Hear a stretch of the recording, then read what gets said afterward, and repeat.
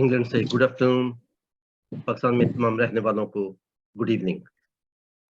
Minority concern की तमाम team की जानिब से अपने तमाम नाजरीन और मेहमानों को हम आज के प्रोग्राम में खुशामदीद कहते हैं। माइनॉरिटी कंसर्न एक डिजिटल मैगजीन है जो अक़लियती इश्यूज पर खबरें शाया करता है। इसके अलावा हम मुख्तलिफ मौज़ूआत पर हफ्तावार वीलॉग भी मुनक़्क़द करते हैं। हमारी आज की गुफ्तगू का मौजू है domestic child labour, worst form of slavery.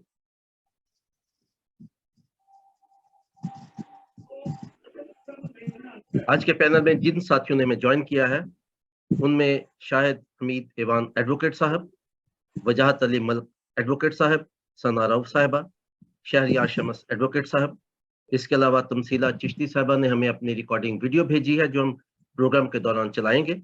और रिदा सिंधु एडवोकेट साहिबा किसी वक्त हमें ज्वाइन कर सकती हैं क्योंकि वो जर्नलिस्ट हैं, तो जर्नलिस्ट की ज़रा ड्यूटी सख्त होती है, तो उन्होंने मुझे कहा कि जैसे ही उन्हें कोई टाइम मिला तो वो ज़रूर हमें ज्वाइन करेंगी। हम अपने तमाम साथियों के शुक्रगुजार हैं कि उन्होंने आज के प्रोग्राम के लिए वक्त निकाला। हम उनके प्रोग्राम में शिरकत के लिए नहायत ममनून हैं। आज के मौजू पर इजहार ख्याल करने के लिए हमारे साथ जो स्पीकर्स मौजूद हैं उन तमाम का बच्चों के हकूक़ के हवाले से खासा काम है।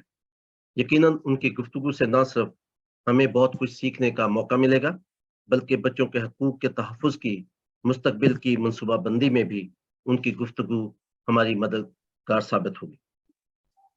आज का प्रोग्राम माइनॉरिटी कंसर्न के फेसबुक पेज पर लाइव पेश किया जा रहा है।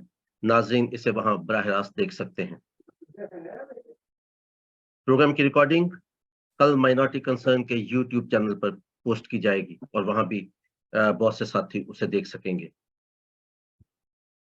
हमारे प्रोग्राम की आज के प्रोग्राम की मॉडरेटर हमारी साथी नाजिया सरदार साहिबा हैं। आप ह्यूमन राइट्स प्रोफेशनल होने के साथ साथ कम्युनिटी बेस्ड ट्रेनिंग का भी वसी तजर्बा रखती हैं। आपका main focus civil and political rights, peace building and gender development है।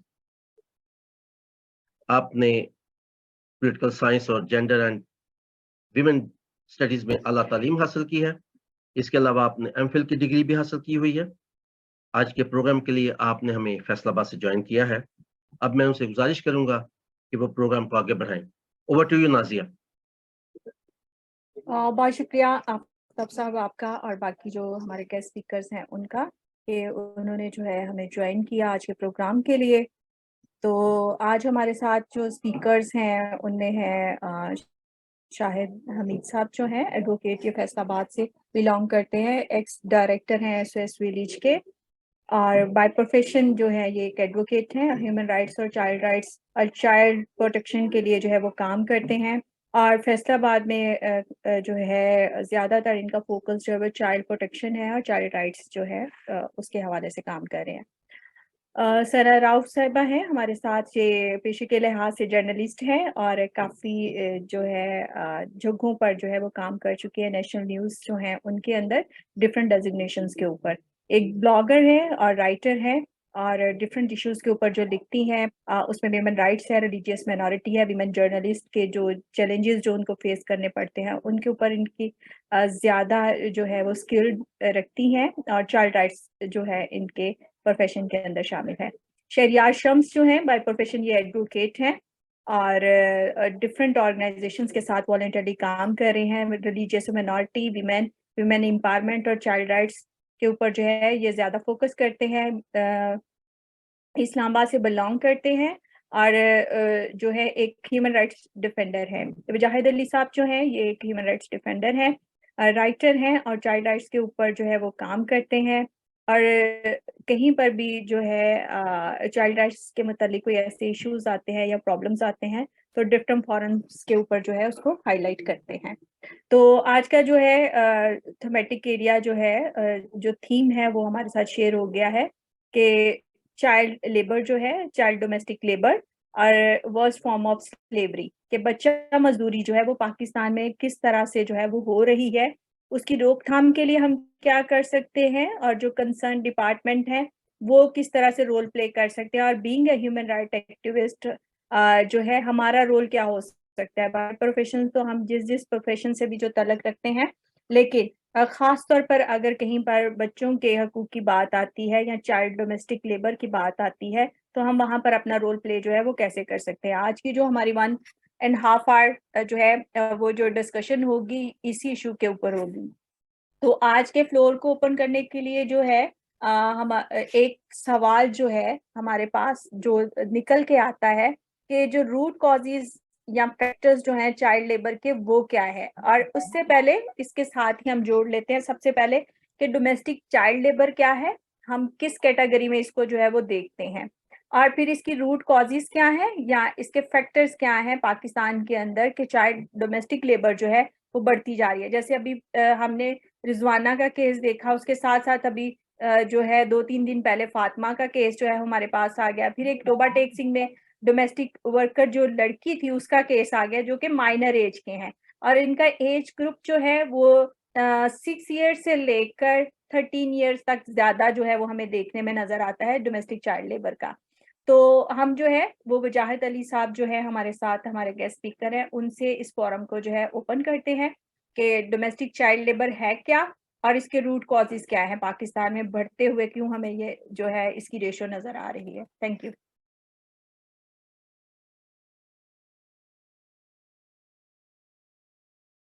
वजाहत साहब आप अनम्यूट करें। Okay, thank you for inviting me. बहुत शुक्रिया मुझे अपने प्रोग्राम में इनवाइट करने के लिए। सबसे पहले तो ये समझने की ज़रूरत है कि चाइल्ड लेबर क्या चीज़ है, चाइल्ड लेबर और चाइल्ड वर्क में फ़र्क क्या है। इंटरनेशनल लेबर ऑर्गेनाइजेशन जो है वो चाइल्ड लेबर को ऐसे डिफाइन करती है, work that deprives children of their childhood, their potential, dignity, and that is harmful to their physical, mental development. This is child labor. But work, on the other hand, refers to the work that children do to help others in ways that are neither harmful nor exploitative. ऐसा work बच्चों के लिए नुकसान देना हो। अब child work जो है वो लाइट वर्क में कौन सी चीजें आती हैं कि बच्चा अपनी फैमिली को वो करता है, घर के काम काज, या जब स्कूल तो उसमें कोई थोड़ी बहुत वो कुछ आवर्स के लिए जॉब करता या जो है फैमिली है, तो ये जो है वर्क होगा। लेकिन अगर कोई ऐसी चीज चाइल्ड को फिजिकली और मॉरली जो है वो डैमेज करती है, then it will be considered as a child labor. And there are international standards at the labor in every state. क्योंकि हमारा आज टॉपिक जो है वो लेबर के ऊपर है, तो हम सिर्फ चाइल्ड लेबर को ही फोकस रखेंगे। चाइल्ड लेबर जो है this is a vast field, इसके अंदर लेबर्स आ सकती हैं जिसमें लेबर है बॉन्डेड, और ऑब्वियसली जो डोमेस्टिक लेबर है वो तो जिसको हम आज डिस्कस करेंगे वो शामिल। तो इसकी सबसे पहले हमारा जो क्वेश्चन था कि इसकी वजूहात क्या हैं पाकिस्तान चाइल्ड लेबर, वो वजूहात हैं। ये डिमांड आई के प्रिंसिपल के ऊपर जो है ये जो चाइल्ड लेबर का वो इम्प्लीमेंट होता है। अब साइड पे क्या चीजें आती हैं? डिमांड साइड पे जो है हमारा जो इकोनॉमिक सेक्टर वो इस चीज की है, चीप लेबर चाहिए, हमें जो है घर के काम ये यंग लड़कियों की जरूरत है। फिर डेट बॉन्डेज वो पूरी फैमिलीज को जो है ऐड किया जाता है। ये सारी चीजें तो होगी डिमांड साइड पे। और सप्लाई साइड पॉवर्टी जो है this is the main issue. Pakistan की मोर देन 5% जो पॉपुलेशन है it lives below the poverty. So ये चीज उनको जो है अट्रैक्ट करती है चाइल्ड डोमेस्टिक लेबर, कि वो अपने बच्चों को जो है अर्बन एरिया यही देते हैं, एलीट क्लास के पास या मिडिल क्लास के पास, जो कम वेजेस के ऊपर जो है वो बच्चों को एक्सप्लॉइट करते हैं और उनको डोमेस्टिक लेबर में जो है वो इन्वॉल्व करते हैं। आए दिन हमारे इस्लामाबाद में और across the Pakistan child domestic labour cases हैं वो रिपोर्ट होते हैं, और जब कोई केस जो है वो मीडिया हाइप क्रिएट कर ले तो वो केस जो है वो उस पे चीफ जस्टिस भी नोटिस ले लेते हैं, या उस पे सारे पॉलिटिशियंस भी इन्वॉल्व हो जाते हैं, और उसको जो है वीआईपी ट्रीटमेंट मिल रहा होता है उस विक्टिम को। लेकिन उसके कुछ अर्से बाद जो है अगेन जो है वो प्रीवियस पोजीशन में जो है वो सिचुएशन उसी तरह आ जाती है। According to United State Department trafficking in person report, there are a traffic in person report 2022. There are around 8 million domestic workers in Pakistan, and most of them are children basically. And the other thing is कि पाकिस्तान में exact statistics जो है वो child labor के ऊपर जो है वो available नहीं है। अभी जो लास्ट सर्वे हुआ था वो 1996 में हुआ था, उसके बाद 2018 में दोबारा पाकिस्तान में ये इनिशिएटिव लिया गया कि चाइल्ड लेबर की स्टैटिस्टिक्स को एग्जैक्टली जो है वो मॉनिटर किया जाए, और इसके ऊपर जीबी ने जो है वो चाइल्ड लेबर सर्वे सक्सेसफुली कंप्लीट किया। उसके बाद पंजाब में भी जो है ये सर्वे कंप्लीट हुआ है, और दूसरे प्रोविंसेस में जो है ये पाइपलाइन। तो ये सारी कुछ वजूहात थी, डिमांड एंड सप्लाई का प्रिंसिपल इस पे जो है वो अप्लाई होता है। उसके अलावा हमारी सप्लाई में जो है और बहुत सारी चीजें आती हैं, लैक ऑफ एजुकेशन है, और ब्रोकन फैमिली सिस्टम है, अर्बन रूरल माइग्रेशन है, लैक ऑफ फैमिली प्लानिंग है, जेंडर डिस्पैरिटी है, जेंडर डिस्क्रिमिनेशन है, लोग जो है वो लड़कियों को सेम स्टेटस नहीं देते जैसा कि वो अपने बच्चों को देते हैं, और लड़कियों को जो है वो आगे चाइल्ड लेबर में इन्वॉल्व करते हैं, ऑल दो लड़के भी जो है इसमें इन्वॉल्व होते हैं।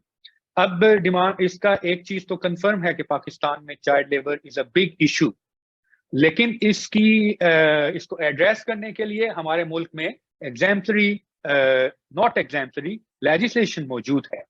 सारे प्रोमिसेस ने जो है वो चाइल्ड लेबर को एड्रेस करने के लिए जो है वो लेजिस्लेशन की है, और चाइल्ड डोमेस्टिक लेबर को एड्रेस करने के लिए भी जो है वो लेजिस्लेशन की है।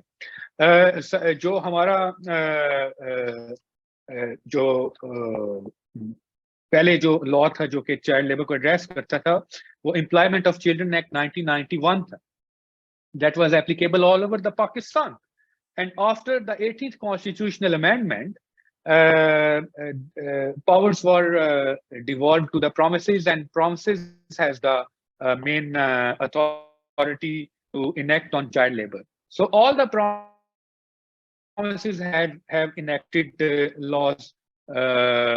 Some copied ICT Employment of Children Act, और उसमें थोड़ी सी चेंजिंग करके वही लॉ जो है अपने अपने प्रोविंस में जो है वो इनेक्ट किया। लेकिन इस लॉ में मसला क्या है, इस लॉ में जो मिनिमम एज रखी गई है चाइल्ड लेबर के लिए वो रखी गई है 14 ईयर्स, मासवाए पंजाब के। पंजाब में ये एज जो है वो 15 साल है, और जो इंटरनेशनल ILO के जो कन्वेंशन है, ILO minimum age convention, ILO domestic workers convention, ILO worst form of labour convention, abolition of force labour convention, इन सारे कन्वेंशन में जो है वो मिनिमम एज जो है वो चाइल्ड लेबर के लिए 15 ईयर्स है। लेकिन उसमें कंसेशन ये दी गई है कि जैसे कि जिन कंट्रीज का पुअर सोशियो इकोनॉमिक बैकग्राउंड है या डेवलपिंग कंट्रीज हैं जिनकी इकोनॉमी इतनी स्ट्रांग नहीं है, वो 14 साल तक बच्चे को जो है वो डोमेस्टिक लेबर में या चाइल्ड लेबर में इन्वॉल्व कर सकते हैं। सो चाइल्ड लेबर 14 इयर्स हम इंटरनेशनल जो लॉ है उसको फुलफिल तो कर रहे हैं, but again there is a contradiction in the international law. UNCRC जो है, जो कि बच्चों के राइट्स का कन्वेंशन है, वो कहता है कि किसी भी 18 साल से कम उम्र शख्स को आप सोशियो इकोनॉमिक स्टेटस में आप इन्वॉल्व नहीं कर सकते, या उसको आप लेबर में इन्वॉल्व नहीं कर सकते। सो UNCRC स्टेटस 18 साल एज सेट करता है, ILO के कन्वेंशन जो है वो 14 साल एज सेट करते हैं। इसके साथ साथ जो हमारा जो डोमेस्टिक लॉज हैं, जो प्रोविंसेस ने इनेक्ट की हैं, उसमें मिनिमम एज जो KP में है वो 12 साल तक का बच्चा भी जो है उसको लाइट वर्क में इन्वॉल्व किया जा सकता है, कि 12 साल से अगर उसकी एज है तो उसको आप लाइट वर्क में एज फार एज उसकी जो है that is not harmful for his education or his mental development or his other civil, political, economic, social rights. So there is a there is an issue on the age of child in Pakistan, that there are different laws in Pakistan which sets the age of child in every province differently. Her province ने अपनी अपनी as बच्चे की रखी हुई है child labour में involve करने के लिए। Starts from 12 years KP में और it goes towards up to 15 years। और हमारा जो कॉन्स्टिट्यूशन है, कॉन्स्टिट्यूशन के अंदर भी प्रोविजंस मौजूद हैं। आर्टिकल जो है 12 है उसका, कि no child below the age of 14 years shall be employed in any factory, mine or hazardous occupation। इसी तरह आर्टिकल 25A है, state shall make special provisions for the protection of the rights of the children as well as for the women. And article 37A है कि किसी भी जो है child को या वुमेन को जो है he or she will not be employed in vacation unsuited to their age और सेक्स। सो कॉन्स्टिट्यूशन के अंदर एक और आर्टिकल है 25A कि state shall provide free and compulsory education to all children between the age of 5 to 16 years। कि ये state की रिस्पॉन्सिबिलिटी है कि बच्चे को compulsory education free of cost provide करेगी 16 साल तक, 5 से 16 साल तक के बच्चे को। लेकिन उसके साथ साथ इसी कॉन्स्टिट्यूशन के अंदर जो है आर्टिकल 11(3) है कि no child below age of 14 years shall be employed in any factory, mine or hazardous employment। Sorry मैंने आगे आर्टिकल 12 कहा था, ये आर्टिकल 11(3) है।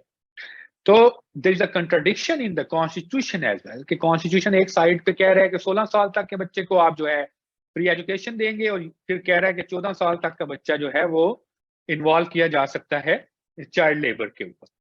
और इसके अलावा जो इंटरनेशनल कन्वेंशंस हैं जो कि चाइल्ड लेबर को एड्रेस करते हैं, वो कन्वेंशन भी पाकिस्तान ने रेटिफाई किए हुए हैं, जिसमें मिनिमम एज कन्वेंशन है जो कि minimum age 15 years, minimum age convention 1973, ILO minimum age convention 1973 number 138। इसके अंदर 15 years जो है वो मिनिमम एज है कि 15 years से ऑनवर्ड आप बच्चे को जो है वो इन्वॉल्व कर सकते हैं चाइल्ड लेबर में, but not in any hazardous occupation or which jeopardize the health, safety or morals of the young child। उसके अलावा worst form of child labor convention है। अब worst form of child labor convention कौन से होंगे? worst form of child labor basically क्या है कि वो चीज के जो है बच्चे को जो है वो उसको बेसिकली पहले ये समझने के लिए worst form of child labour कहाँ पे इंप्लीमेंट होती है। This is implemented in sorry मैं इंटरप्ट कर रही हूँ, कुछ चीजें जो हैं हम सेकंड फेज में उसको डिस्कस कर रहे होंगे कि ठीक है। माजरत के मैं आपको बीच में इंटरप्ट कर रही हूँ, आप अपनी बात खत्म कीजिए, फिर मैं दोबारा दूसरे सॉरी बस quickly worst form of child labour convention है, ये भी पाकिस्तान ने रेटिफाई किया हुआ है। उसके अलावा आगे कन्वेंशन ऑन फोर्स लेबर है, ये भी पाकिस्तान ने रेटिफाई किया हुआ है। Abolition of force labour convention 1957 है, ये भी पाकिस्तान ने रेटिफाई, ये सारे ILO के कन्वेंशन है। और आज की टॉक से रिलेटेड जो सबसे कोर कन्वेंशन है domestic worker convention 2011 number 189, this is also ILO domestic worker convention। this convention has not been ratified by the Pakistan, so it is my from this platform, it is my humble submission from the government of Pakistan कि Pakistan should ratify domestic worker convention ताकि जो है हम international level पे जो है इसकी fulfilment कर सकें और इंटरनेशनल कम्युनिटी में जो है सक्सेसफुली अपने आप को जो है प्रेजेंट कर सकें। इसके अलावा GSP प्लस पाकिस्तान को स्टेटस दिया गया है। GSP प्लस स्टेटस क्या है कि जो ये बेसिकली यूरोपियन यूनियन कंट्रीज ने जो है GSP प्लस बनाया हुआ है कि जो कंट्री GSP प्लस स्टेटस जिनको दिया गया है उनको जो है ट्रेड की मद में जो है जब वो यूरोपियन यूनियन कंट्रीज के साथ ट्रेड करेंगे तो उनको ड्यूटीज और टैक्सेस में जो है वो रिलैक्सेशन दी जाएगी। तो ये भी पाकिस्तान ने जो है वो, लेकिन इसकी कंप्लायंस में जो है वो अपने अपने मुल्क में जो है वो स्टेप्स लेंगे for the protection of the human rights and for the sustainable development in different sectors. और उसके बाद सस्टेनेबल डेवलपमेंट गोल्स हैं, वो गोल्स 8.75 है जो कि चाइल्ड लेबर को एड्रेस करता है, फोर्स लेबर और एंडिंग मॉडर्न स्लेवरी। ये भी पाकिस्तान ने जो है इसको एक्सेप्ट किया हुआ है और इसका टारगेट है 8.7 और गोल 16.2 है which emphasizes ending abuse, exploitation, trafficking and all forms of violence and torture against children by 2030। तो ये सारा इंटरनेशनल लॉ का एक बैकग्राउंड था, नेशनल लॉ का बैकग्राउंड था और हमारी जो मैंने आपको वजूहात बताई थी वो उसमें शामिल है। अब और इसको आप कैसे एड्रेस करेंगे वो हम नेक्स्ट पार्ट में फिर जो है डिस्कस करेंगे। Thank you. शुक्रिया वजाहिद साहब आपका। अभी मैं अपने गेस्ट स्पीकर्स जो हैं उनको सिर्फ रिमेंबर करवाती हूँ कि हमने जो पहला फेज है उसमें सिर्फ उनके कॉजेस और डोमेस्टिक वर्क जो चाइल्ड लेबर हैं उसके ऊपर बात करेंगे। सेकंड में हम इदारों और फिर थर्ड में हम वे फॉरवर्ड्स और रिकमेंडेशंस हैं कि क्या रिकमेंडेशंस हो सकती हैं। तो हमारे साथ 2 एडवोकेट हैं, एक जो ह्यूमन राइट्स डिफेंडर है, मतलब सारे ही ह्यूमन राइट्स डिफेंडर है, लेकिन बाय प्रोफेशन अगर देखते हैं तो कुछ जर्नलिस्ट हैं हमारे साथ, सोशल एक्टिविस्ट हैं और एडवोकेट हैं। तो एडवोकेट साहब से जो है वो उन पहले मैं सना से जो है वो बात करना चाहूंगी कि लाइक जैसे अभी फातिमा केस है या रिजवाना केस है, तो डोमेस्टिक चाइल्ड लेबर पे तो बहुत ही कम्प्रिहेंसिव जो है ना वजाहत साहब ने बात कर ली है कि वो क्या है, उसको कैटेगराइज कैसे करते हैं और एज को लेकर जो हमारे लॉज हैं या लेजिस्लेशन हुई है उसमें कितना कंट्राडिक्शन जो है वो पाई जाती है। तो सना, मीडिया का रोल इसमें कैसे है कि डोमेस्टिक चाइल्ड लेबर के जो इश्यूज निकलते हैं मीडिया जो है उसको कैसे हाईलाइट करता है, उसमें उनका नेगेटिव और पॉजिटिव पॉइंट जो है वो कैसे जो है वो हमें देखने में नजर आता है। Thank you.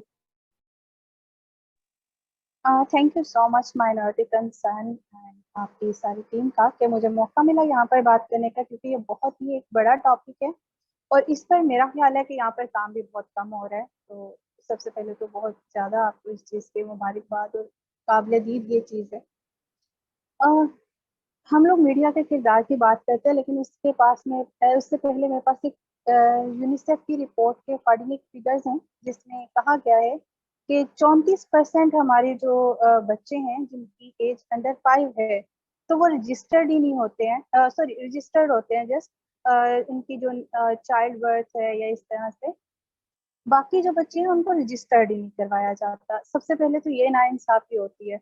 उसके बाद में वालिदैन की तरफ से पहली नाइंसाफ़ी ये है, तो दूसरी ये होती है कि उनको डोमेस्टिक वर्कर के तौर पर भेज दिया जाता है। तो जब हम लोग देखते हैं मीडिया पे ऐसे वाक़यात आते हैं या हमारे पास ऐसी चीज़ें पहुँचाई जाती हैं तो उसमें वो बच्चे बहुत छोटे होते हैं, उनके ऊपर बेईमाना तशद्दुद किया गया होता है। आप अभी रिज़वाना केस के बारे में बात कर रही हैं और अभी वजाहत साहब ने थोड़ी देर पहले कहा कि मीडिया पर जब चीज़ों की हाइप क्रिएट होती है तो उसके बाद में जजेस के भी सो मोटिव हो जाते हैं, सभी जो हैं हरकत में आ जाते हैं लोग। लेकिन अभी जो हमने रिज़वाना केस देखा उसमें खुद जज की एक की अहलिया मुलव्वस है और वहाँ पर उनको आपको पता है कि मीडिया के ऊपर कितना वो मामला जो है वो उठाया गया और उसके बाद में फिर कहीं पर जाकर वो थोड़ी उस बच्ची के हवाले से सुनी गई। लेकिन आप इस चीज़ के दरमियान में वो जो सारा फेस था उसको समझ सकती हैं कि उसके ऊपर या उसकी फैमिली के ऊपर या उन हजारों लाखों लोगों के ऊपर क्या गुजरी होगी जो इसी स्टेज से गुजर रहे हैं, और उनको कहीं ना कहीं आस उम्मीद होती है कि हम लोग इस सारे सोशल सिस्टम में जो है कहीं ना कहीं जस्टिस ले सकेंगे। लेकिन वो उम्मीद भी कहीं ना कहीं पे फिर जाके बुझती हुई नजर आती है। मीडिया के हवाले से मैं खुद, क्योंकि करीबन मुझे 8 साल हो गए मैं इस फील्ड के साथ, तो जब हम लोगों के पास ऐसे केसेस आते हैं, हमारी सबसे पहली तरजीह ये होती है कि हम लोग उनकी आवाज बने। मीडिया आवाज बन सकता है, मीडिया उन मामलात को आगे लेके आ सकता है। आपके सामने है जो मुल्की हालात हैं, ऐसे में ऐसे केसेस को सामने लाना बहुत बड़ी बात होती है, क्योंकि मीडिया मालिकान जो है उनके अपने मफादात हैं, फिर उसके अलावा जो मुल्क के हालात हैं वो उनका अलग से सारा तरीक़ेकार है। तो उसके बीच में ऐसे किसी इशू को लेके आना और उसको हाईलाइट करना और फिर कोशिश करना कि उस मामले को हम लोग फॉलो अप के साथ कर सके, तो ये बहुत बड़ा कंसर्न होता है जो कि मीडिया की तरफ से किया जा रहा है। अगर हम लोग इसमें पॉजिटिव एस्पेक्ट की ही बात करते हैं, तो सबसे पहली बात ये होती है कि अगर मीडिया पे ये मामला ना आया होता और इतनी हाइप क्रिएट ना हुई होती, इतना जो हमारे यहाँ पे सभी लोग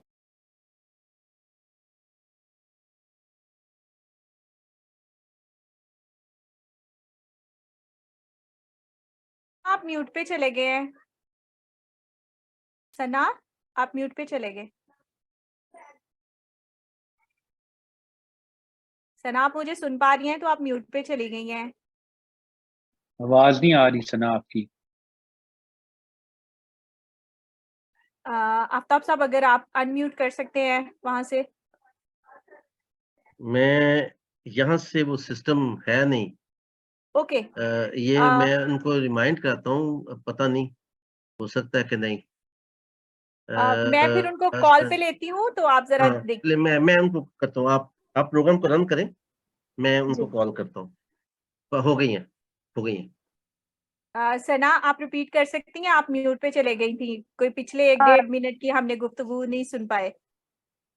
ओह सॉरी, बीच में शायद कोई कॉल आ गई थी, तो सबसे बड़ा मसला यही होता है जब हम जूम मोबाइल पे खोल के बैठे हुए हैं। मैं इसमें सिर्फ ये कहना चाह रही थी कि जो मीडिया का किरदार है, हम लोग देखते हैं कि जब ये रिजवाना केस खास तौर पर सामने आया, तो उसमें जो जज की अहलिया थी उनके ऊपर जो प्रेशर क्रिएट किया गया कि वो अदालत में पेश हो और उस बच्ची को इंसाफ के हवाले से कोई उम्मीद नजर आए, या उसकी फैमिली को इस हवाले से कोई उम्मीद नजर आए, तो जो सारा प्रेशर क्रिएट हुआ सोशल मीडिया पर या कहीं लोगों ने एहतजाज किए, बाहर निकले, वो सारा एक चीज उनको कहीं ना कहीं ये थी कि मीडिया के ऊपर जब ये बात आएगी तो वो इस चीज के ऊपर आगे बढ़ पाएंगे। तो इस मामले में मीडिया का काफी पॉजिटिव रोल रहा है और अप्रिशिएट करने के काबिल है, क्योंकि जहाँ पे मीडिया मालिकान के अपने मफादात हों, मुल्क की सूरत हाल रोजाना एक से एक नया हॉट इशू बन रहा हो, वहाँ पर ऐसे इश्यूज को लेकर चलना, फिर उनके फॉलो अप रखना एक बड़ा कंसर्न होता है, और ये बहुत बड़ी जिम्मेदारी मैं समझती हूँ कि होती है as a media person, as a journalist, कि आप उन लोगों की आवाज बने जो कि पहले ही माशरे में पिसे हुए हैं। तो ऐसे में अगर हम लोग ये कहें कि मीडिया नेगेटिव रोल प्ले करता है, तो मेरा ख्याल है कि ये भी थोड़ी ज्यादती होगी, क्योंकि बहुत बड़े इश्यूज के बीच में ऐसी आवाज बनना बहुत बड़ा काम होता है, और मेरा ख्याल है कि मीडिया इस हवाले से काफी हद तक पॉजिटिव रोल प्ले कर रहा है। अभी थोड़े दिन पहले आपने देखा होगा कि बल्कि 2 दिन शायद हुए हैं, जो रानीपुर का वाक़या है 10 साला फातिमा का, उसके हवाले से भी सबसे बड़ी बात ये थी कि उस बच्ची के माँ-बाप को कहा गया था कि आपकी बेटी फौत हो गई है, आप उसकी लाश को लेकर चले जाएँ। और उन्होंने भी वहाँ से आकर, क्योंकि वो भी उनके मरीदैन में से थे, और उन्होंने भी आकर उस बच्ची को वैसे ही दफनाया।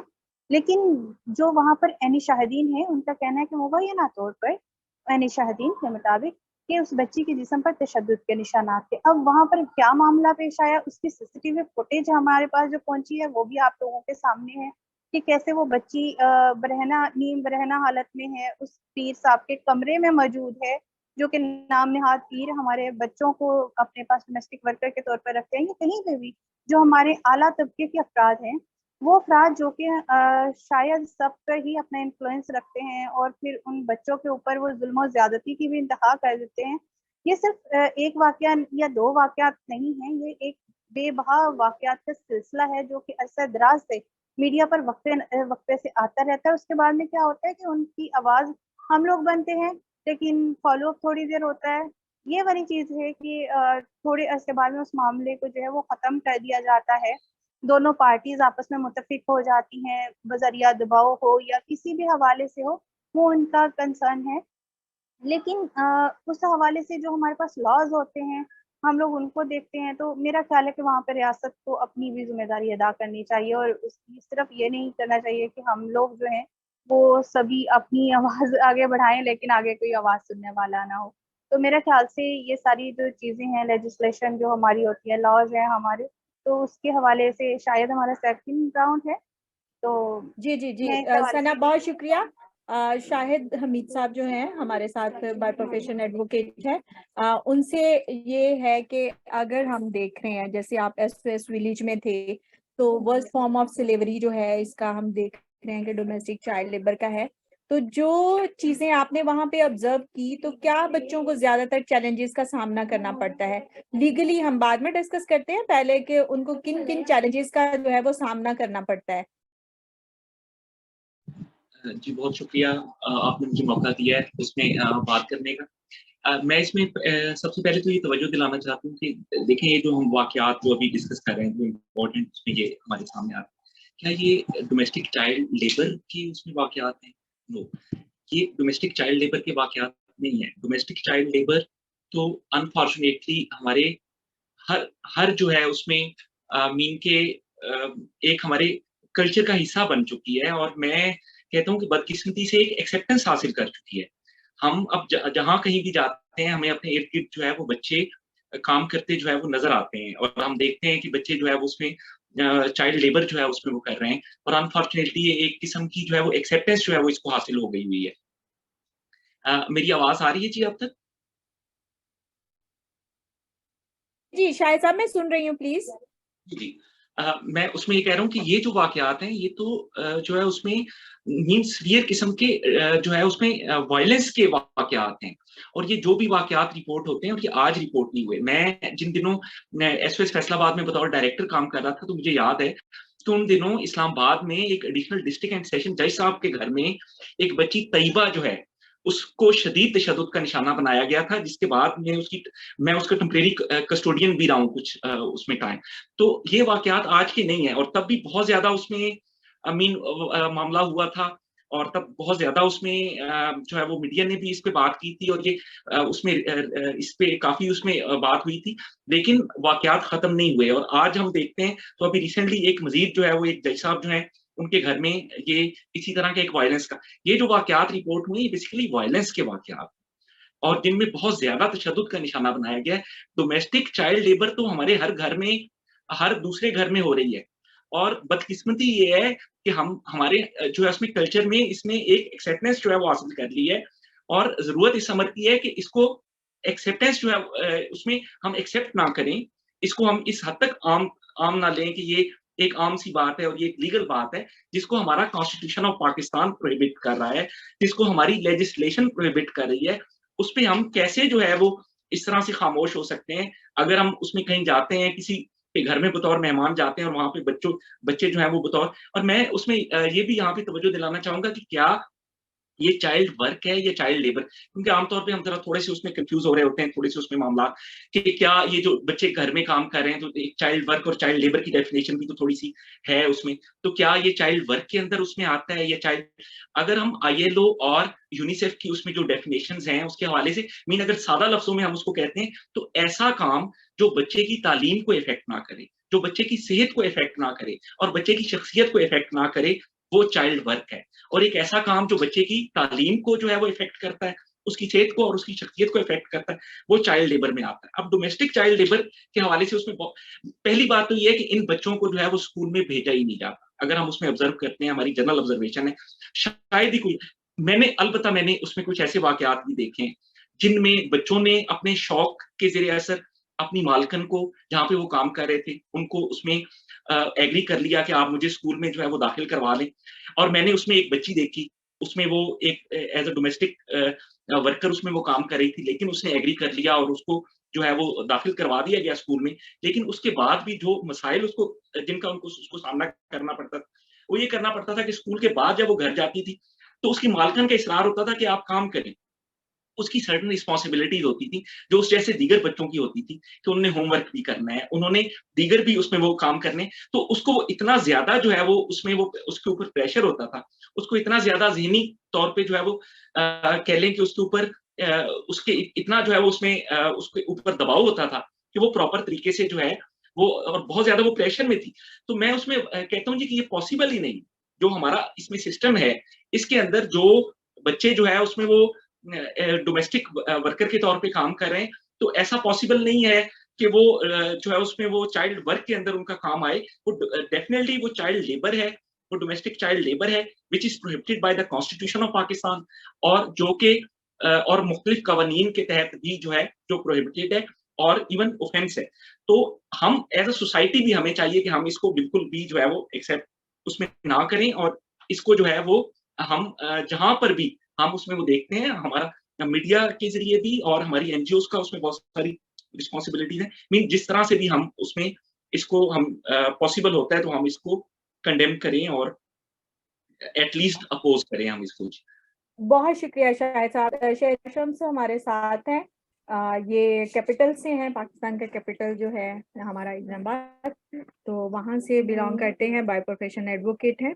तो शहरियार, आप क्योंकि चाइल्ड जो इश्यूज हैं या जितने भी रिलेटेड उनसे इश्यूज आते हैं चाइल्ड राइट से, तो उसको एज अ केस भी लेते हैं, तो आप क्या समझते हैं कि जो मेन कॉज है, कोई एक दो, जैसे अभी बहुत सारी हमारे बाकी स्पीकर्स ने भी उस पर बात की है, जो मेन कॉजेज हैं कि जो प्रमोट हो रहा है डोमेस्टिक चाइल्ड लेबर हमारी सोसाइटी के अंदर या मुल्क पाकिस्तान के अंदर, तो उसकी क्या कॉजेज हैं?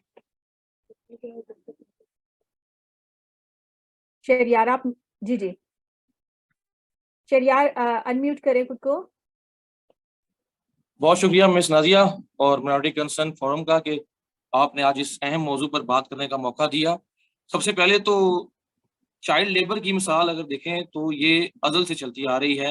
हाकिम और महकूम का जो कॉन्सेप्ट था उसके अंदर चाइल्ड लेबर की मिसालात आपको मिलती रही हैं। ये कोई नया कॉन्सेप्ट नहीं है या पाकिस्तान में इसकी मर्जिंग नहीं है, ये अज़ल से ही कॉन्सेप्ट चलता आ रहा है। जी, दूसरी तरफ आए तो कॉजेज़ को देखा जाए तो सबसे बड़ी कॉज जो तमाम मेरे मुकर्रीन ने बयान की कि वो पॉवर्टी है। जब आपके पास खाने को नहीं होगा, पहनने को नहीं होगा तो डेफिनेटली आप काम पे जाएँगे। ये अपने सर्वाइवल की जंग लड़ने के लिए बच्चा या तो अपने आप को बचाने के लिए काम की तरफ जाएगा या अपने खानदान को बचाने के लिए काम की तरफ जाएगा।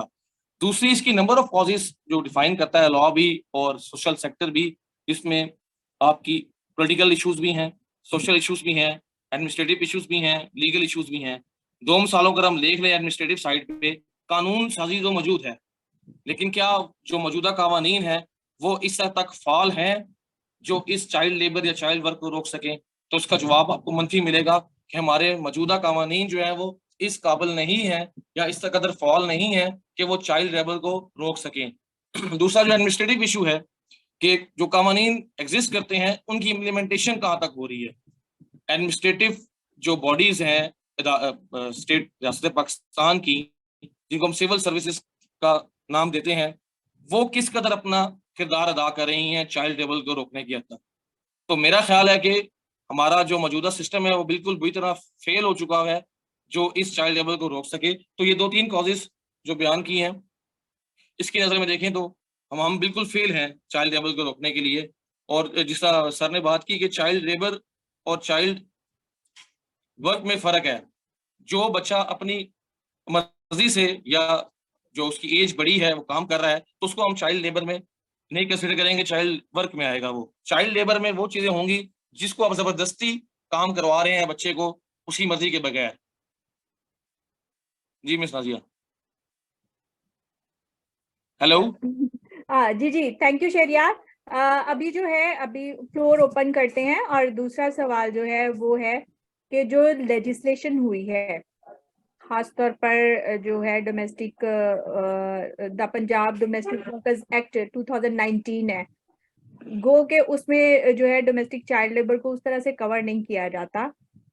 तो हम क्या देखते हैं कि जो पाकिस्तान की लेजिस्लेशन हुई है चाइल्ड लेबर को लेकर या चाइल्ड्स को लेकर, तो उसकी इम्प्लीमेंटेशन में क्या ग्रे एरियाज हैं, गैप्स कहाँ पाए जाते हैं, जो जिस तरह अभी फातिमा का केस है, रिजवाना का केस है, बहुत सारे और भी केसेस हैं, तैयबा का भी शाह साहब ने जो है वो जिक्र किया। तो बहुत सारे ऐसे केसेस हैं जो कि पैचअप पे आके खत्म हो जाते हैं। एक्सेस टू जस्टिस तक यहाँ तो उनकी रसाई नहीं होती, अगर होती भी है तो बहुत सारे केसेस में फैमिलीज जो है वो पैचअप कर लेती हैं।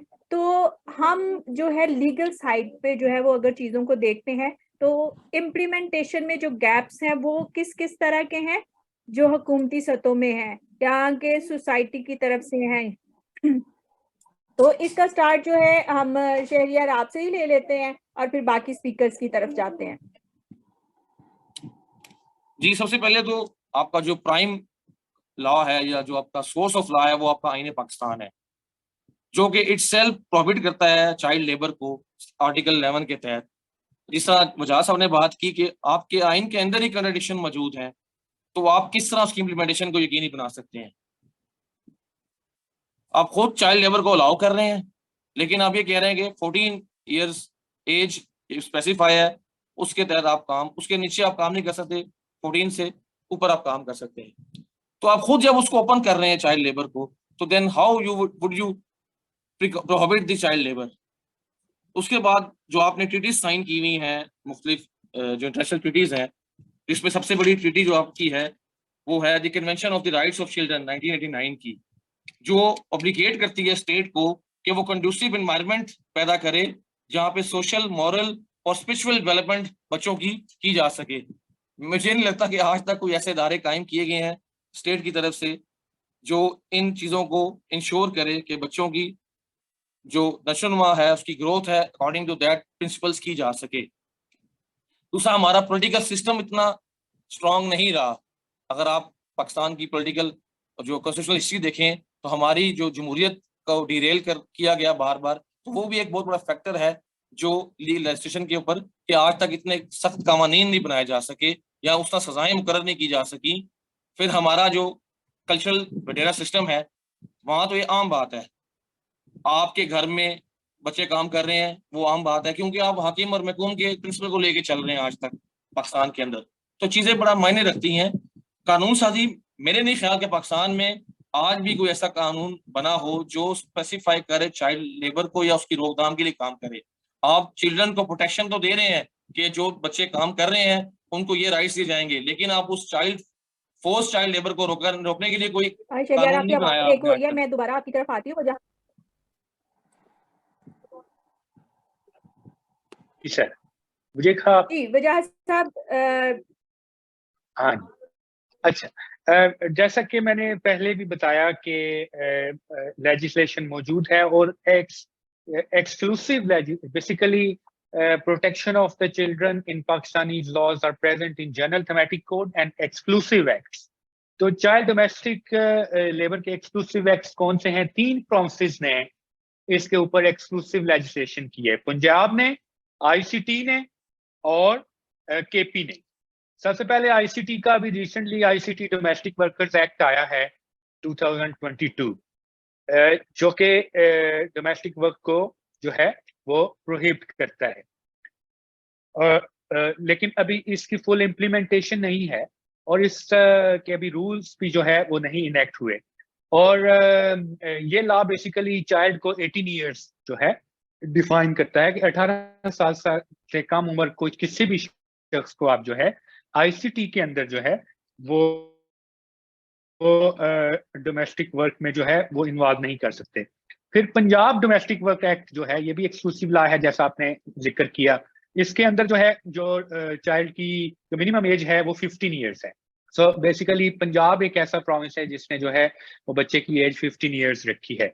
और इसके अंदर जो है वो लाइट वर्क को भी डिफाइन किया गया है कि light work is defined in section 3 of the act, domestic work which is part time and is not likely to harm health, safety and education of domestic work। तो 15 साल से ऊपर उस बच्चे को आप डोमेस्टिक वर्क में इन्वॉल्व कर सकते, लेकिन इसके अंदर बहुत सारी डेफिशिएंसीज। सबसे पहले तो ये जो लॉ है इसके अंदर जो पेनल्टीज प्रोवाइड की गई हैं दोज आर वेरी नेग्लिजिबल, कि कोई भी अगर एम्प्लॉयर जो है वो चाइल्ड लेबर में ऑफेंस कमिट करता है, किसी बच्चे को चाइल्ड डोमेस्टिक लेबर में इन्वॉल्व करता है, तो penalty for first offence for employer would be 5,000 rupees, and for second and subsequent offense it would may extend up to 10,000 rupees. ये तो बिल्कुल ही जो है निग्लिजिबल पेनल्टीज।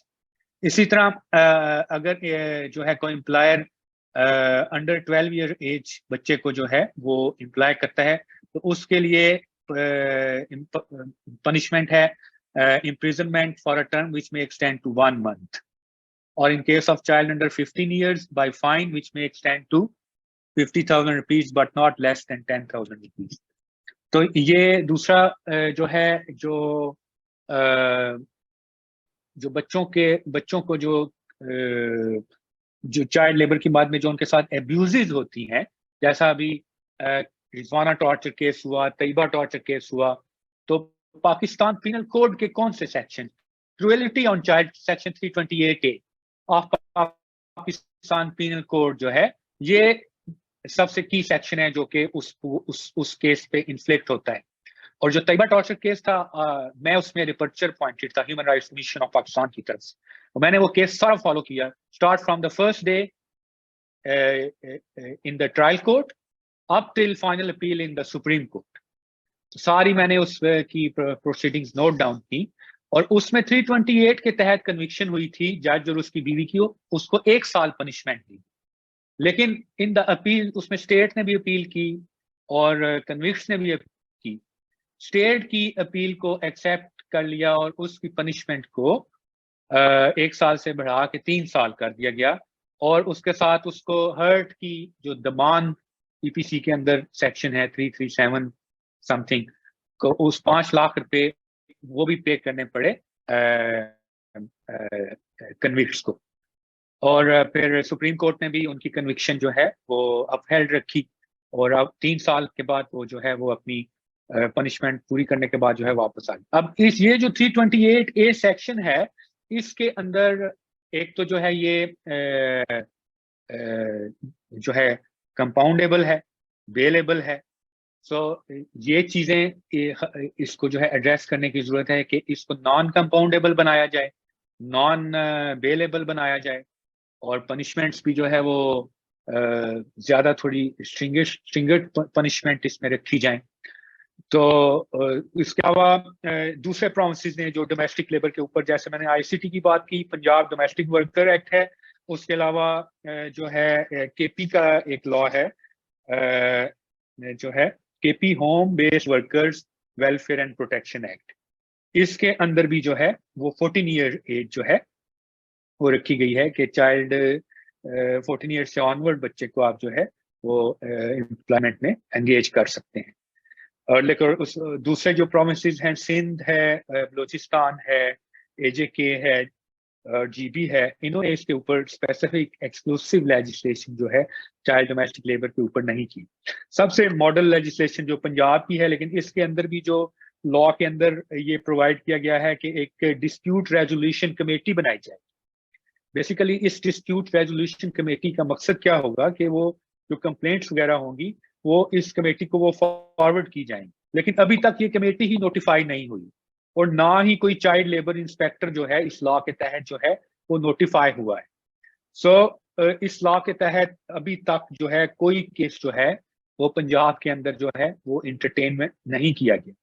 हमने एक पॉलिसी ब्रीफ निकाला था, मैं साबिक जो है प्रोग्राम पॉलिसी एडवाइजर था national commission on the rights of child में, तो हमने पॉलिसी ब्रीफ, अभी मैं शेयर भी करूंगा इधर आपके इस ग्रुप में भी, policy brief on the legal framework for child domestic labour in Pakistan, तो उसके अंदर हमने ये सारी स्टैटिस्टिक्स दी कि not a single complaint has been registered by the labour department so far under Punjab domestic worker act 2019।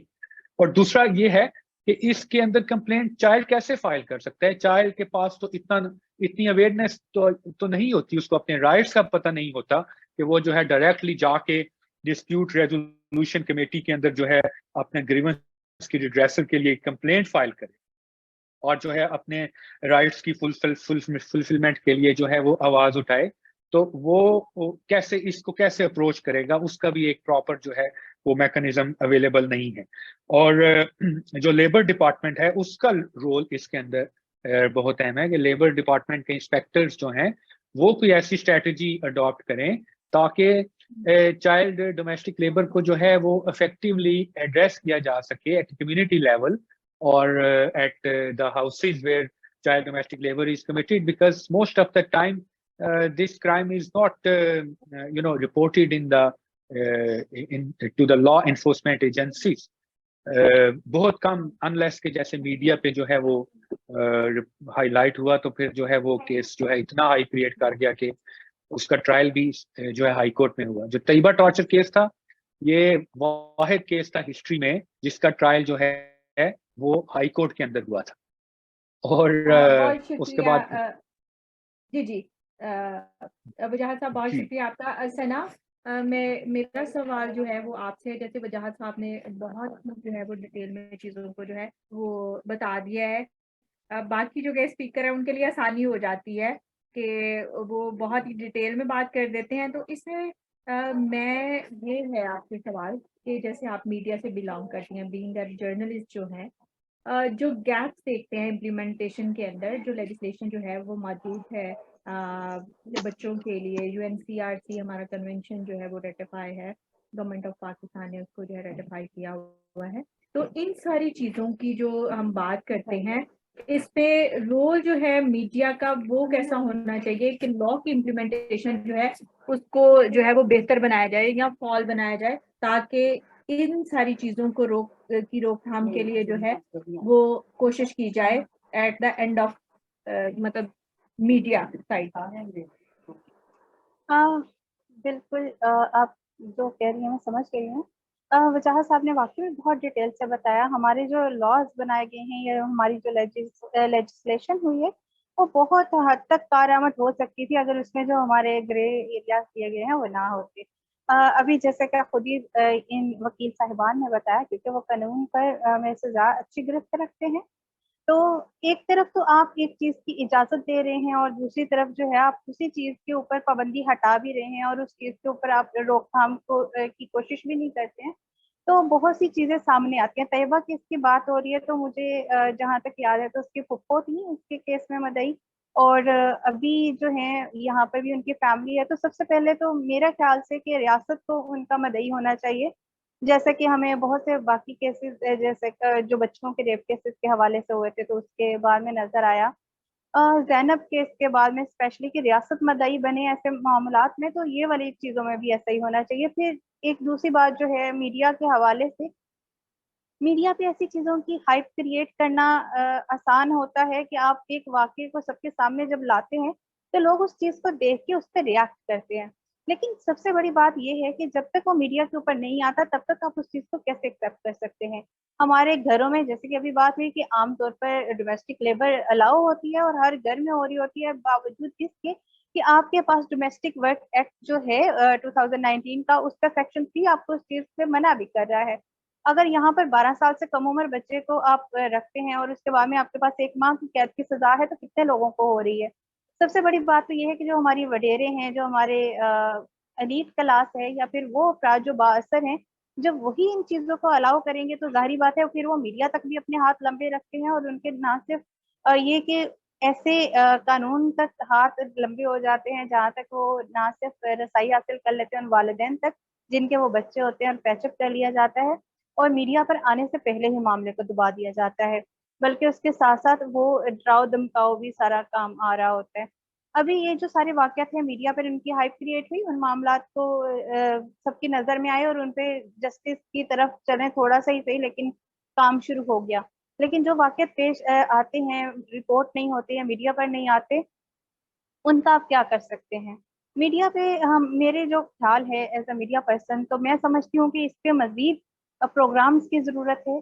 जब हम लोग अपने मुल्की हालात पर या फिर हॉट जो इश्यूज़ हैं या हमारी जो चैट्स होती हैं या फिर हमारी गॉसिप्स हैं, उनके ऊपर प्रोग्राम कर सकते हैं, तो मेरा ख्याल है कि इसके ऊपर भी मज़ीद प्रोग्राम की ज़रूरत है। ख़ास तौर पे जो हमारे मॉर्निंग शोज़ होते हैं, वो अमूमन ख़वातीन, घरेलू ख़वातीन ही देख रही होती हैं सुबह के औकात में।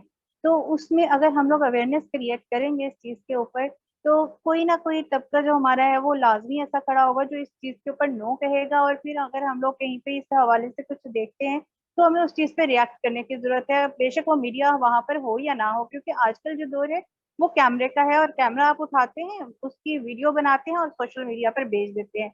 उसके लिए जरूरी नहीं है कि आपके पास एक इलेक्ट्रॉनिक मीडिया की एक्सेस हो या फिर आप जो है प्रिंट मीडिया तक जाएं। आप सोशल मीडिया का सहारा ले सकते हैं, लेकिन फिर वही बात आती है कि हमारी अवेयरनेस क्रिएट करने की जरूरत है, ना सिर्फ मीडिया पर बल्कि आम लोगों पर भी। तभी हम लोग इस चीज के ऊपर ज्यादा काम कर सकेंगे। मीडिया के ऊपर मजीद प्रोग्राम जैसे होने चाहिए। हमारी अपनी कोशिश होगी कि इस चीज को दोबारा से जो है वो लेके आए लाइमलाइट में, कि ये वाली जो चीजें ये यहाँ पर रेशो ज्यादा हो रही है, इन चीजों पे रोकथाम की जरूरत है। मीडिया को इस मामले में अपना ये वाला किरदार अदा करना हो। जी बहुत शुक्रिया सना। शाहिद हमीद साहब हमारे साथ मौजूद हैं। शायद आपसे ये है कि जैसे मैंने अभी सवाल में भी बात की थी कि एक्सेस टू जस्टिस जो है वो इतना क्यों मुश्किल है ऐसी फैमिलीज के लिए। ज्यादातर अगर हम डोमेस्टिक अब्यूज के देखते हैं केसेस या किसी भी तरह का जो उन पे वायलेंस होता है वो किसी भी तरह का हो सकता है। उनके साथ जिनसी ज्यादती हो सकती है, जिस्मानी तशद्दुद हो सकता है। तो एक्सेस टू जस्टिस इतना क्यों मुश्किल हो गया पाकिस्तान के अंदर के लोग जो है उसको एक्सेस नहीं कर पाते। अगर कर पाते हैं तो फैमिलीज का आपस में जो है वो जो हमारा मतलब दूसरी पार्टी होती है इस सारे कार्रवाई को किया होता है अंजाम, तो उनके साथ पैचअप में क्यों चले जाते हैं, उसके रीजंस क्या है? नंबर 1 कि एक्सेस टू जस्टिस नहीं है, और दूसरा अगर फैमिली पैचअप की तरफ जाती है तो उसकी कॉजेस क्या है? आपकी ऑब्जर्वेशन बिल्कुल दुरुस्त है और मैं इनके साथ एग्री करता हूँ। मैं ये समझता हूँ कि जैसे कि अभी उसमें डिस्कस भी हुआ कि एक तो ये कंपाउंडेबल ऑफेंसेस इनको नहीं होना चाहिए। कंपाउंडेबल ऑफेंसेस वो ऑफेंसेस जिनके अंदर सुलह हो सकती है। देखें, एक बच्चे के साथ ज़ुल्म होता है, एक बच्चे की शख्सियत को मस्ख़ कर दिया जाता है उसमें, और उस ऑफेंस को, और मैं इसमें ये कहना चाहूँगा कि इसमें 2 तरह से, एक तो लेजिस्लेटर के एंड पे ज़िम्मेदारी आती है कि वो लेजिस्लेशन करें कि ये ऑफेंसेस कंपाउंडेबल ना हो। ऑन द अदर हैंड मैं उसमें ये कहना चाहूँगा कि हमारे जो जजेस हैं, हमारी जो आला अदालतें हैं, हमारी आला अदालतों के जो जजेस हैं, उनके ऊपर भी बहुत ज़्यादा ज़िम्मेदारी आती है। बिकॉज़ हम देखते हैं कि बहुत सारी ऑफेंसेस जिनको लेजिस्लेचर ने कंपाउंडेबल जो है उसमें कहा है कि ये कंपाउंडेबल नहीं है। उनके अंदर भी जब जाके कोई कंप्लेनेंट या कोई उसमें वो जाके कहता है जी कि मैं उसमें इसको जो है वो माफ़ करता हूँ, तो अक्सर देखने में आता है कि हमारी आला अदालतों के बेशुमार फैसले मौजूद हैं कि उसमें लिखा होता है जी कि 2 ये कंपाउंडेबल नहीं है, लेकिन क्योंकि अब उसमें वो उसने सुलह कर ली है तो हम इसको वो कई जगहों पे अपीलें मंज़ूर हो रही होती हैं, कई जगहों पे उनको एक्विट कर दिया जाता है, और लेजिस्लेचर जो है उसमें वो कहता है कि ये कंपाउंडेबल नहीं है। लेकिन वो अदालतों में जब जाता है मामला, तो जो इवन इंटेंट है लेजिस्लेचर की, उसके अगेंस्ट जो है वो फैसला दे दिया जाता है, और ये बेशुमार मामलात में हो रहा है।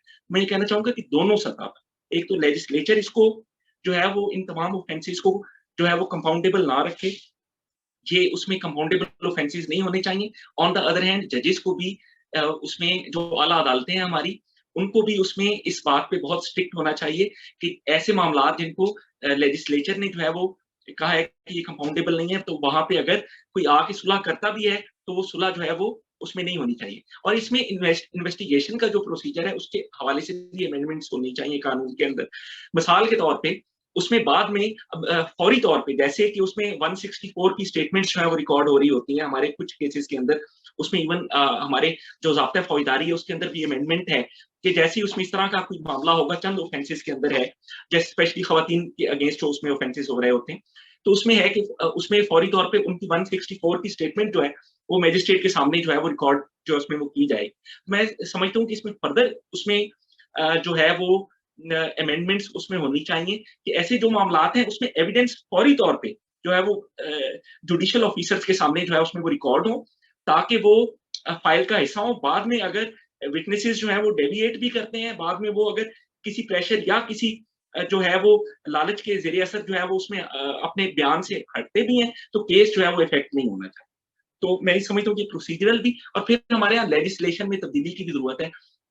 अब देखें, पंजाब का जो 2019 का एक्ट है, उसमें मैक्सिमम ये जो 1 मंथ की पनिशमेंट है, ये मैक्सिमम पनिशमेंट है, अप टू 1 मंथ है।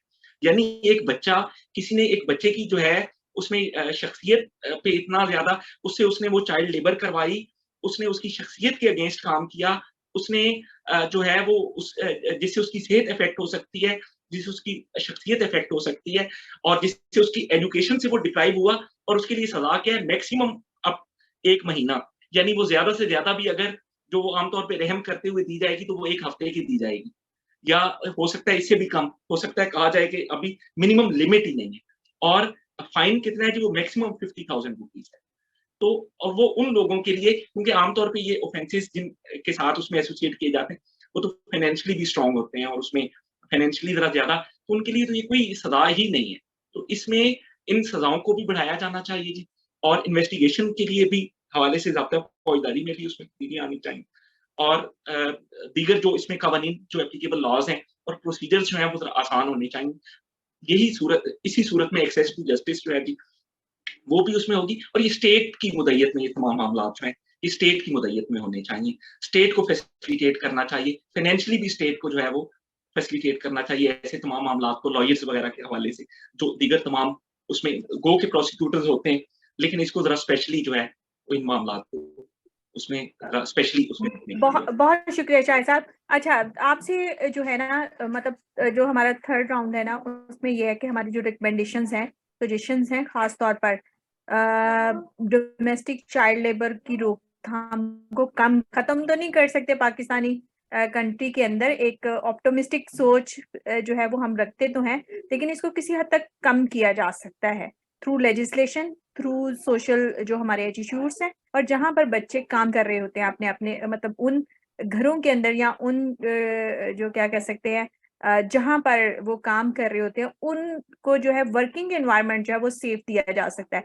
तो इसके हवाले से 1 मिनट की जो है आपकी क्या रिकमेंडेशंस हो सकती हैं, फिर हम नेक्स्ट जो है वो चलेंगे, एक सोसाइटी के लेवल पे, दूसरा गवर्नमेंट लेवल पे, और तीसरा जो हमारी जो लेजिस्लेशन है, गवर्नमेंट जो कंसर्न डिपार्टमेंट है उसके हवाले से। तो 1 मिनट की रिकमेंडेशंस आप जो बहुत ही मेन समझते हैं बीइंग अ लॉयर के क्या हो सकती हैं?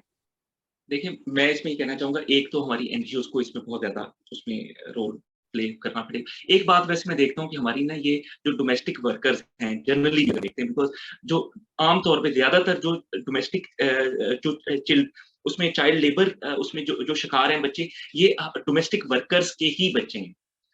आम तौर पे जो ज़्यादातर उसमें देखने में आता है। एक तो मैं ये देखता हूँ कि इनकी यूनियंस मिसिंग है। इनकी यूनियंस जो है वो आमतौर पे, जैसे दीगर तो यूनियंस मौजूद हैं, बार एसोसिएशंस हैं, दीगर उसमें जर्नलिस्ट की एसोसिएशंस मौजूद हैं, उसमें मिल्स के अंदर भी जो है वो किसी हद तक जो है उसमें, लेकिन डोमेस्टिक वर्कर्स की अगर एसोसिएशंस होंगी, मैं कहता हूँ अगर एक दिन ये स्ट्राइक करेंगे ना, तो और इन लोगों को जो अपने हाथ से काम करना पड़ेगा, इन्हें पता चलेगा कि इनकी क्या अहमियत है। जब इनके राइट्स वायलेट होंगे, एक दिन स्ट्राइक करेंगे, तो इनकी अहमियत का जो है वो मुआशरे को पता चलेगा कि ये बहुत इंपॉर्टेंट रोल जो है, और कितनी ज़्यादा आसानियाँ इनकी वजह से जो है वो उसमें, मैं एक तो समझता हूँ कि इनकी एसोसिएशंस होनी चाहिए, और चाहे कुछ एनजीओज़ जो हैं इसमें रोल प्ले करते हुए इनकी यूनियंस जो है वो इनको बनाने में हेल्प करें, बिकॉज़ शायद ये इतने इनकी एजुकेशन भी नहीं होती है, इतने इनके उसमें उसमें नहीं होते। स्टार्ट में इन्हें हेल्प करनी पड़ेगी, बाद में तो इनके अंदर से भी लीडरशिप आ जाएगी, जो कि अपनी यूनियंस को लेके जो है उसमें चलेगी, जिससे इनके बहुत सारे राइट्स जो हैं वो उसमें प्रोटेक्ट हो सकेंगे। बाकी जहाँ पर बच्चों के उसमें मामलात हो रहे होते हैं, जो हाइलाइट होते हैं, उनके अंदर तो उसमें हो ही रहा है उसमें, और दीगर में भी एनजीओज़ के लेवल पे भी उसमें होना चाहिए। गवर्नमेंट की तो डेफिनिटली ये ज़िम्मेदारी है। गवर्नमेंट, मैं उसमें समझता हूँ कि अब पाकिस्तान आईटी के हवाले से भी देखें बड़ा सफिशिएंट है। अगर पाकिस्तान में हर फाइलर एफबीआर की वेबसाइट पे जो है वो ऑनलाइन अपनी रिटर्न सबमिट कर सकता है, तो हर जो उसमें वर्कर है उसका डाटा क्यों नहीं जो है उसमें गवर्नमेंट कंपेल कर सकती कि आपने जिस भी वर्कर को जो है उसमें करना है, आपने ये वेबसाइट है, इसके ऊपर आपने उसका डाटा जो है वो लाजमी तौर पे उसकी, ये इतनी मुश्किल बातें नहीं है जी, बहुत आसान बातें हैं। हमारे पास इंफॉर्मेशन टेक्नोलॉजी भी आजकल काफ़ी है।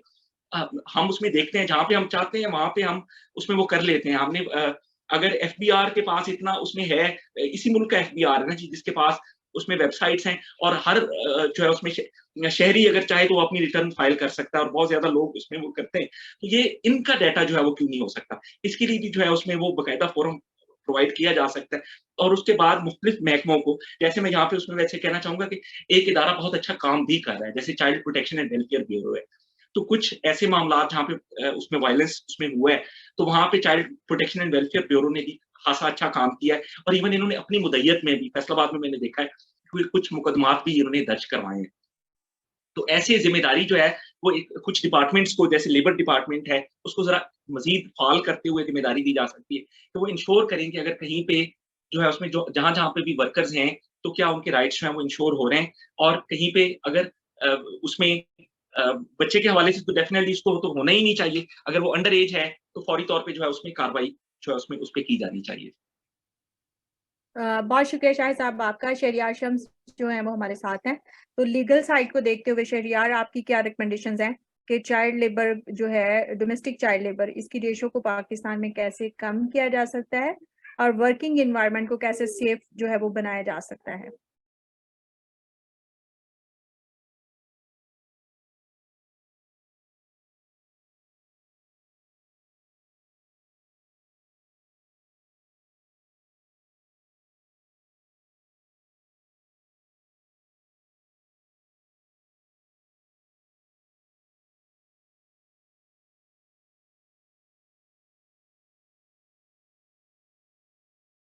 I think so. Shehryar unmute करें खुद को। हेलो जी, पहले आवाज आई या नहीं आई? जी अभी आवाज आ रही है, प्लीज बोलिए। जी इससे पहले जो मैंने बात की शायद तब तक नहीं पहुंच सकी।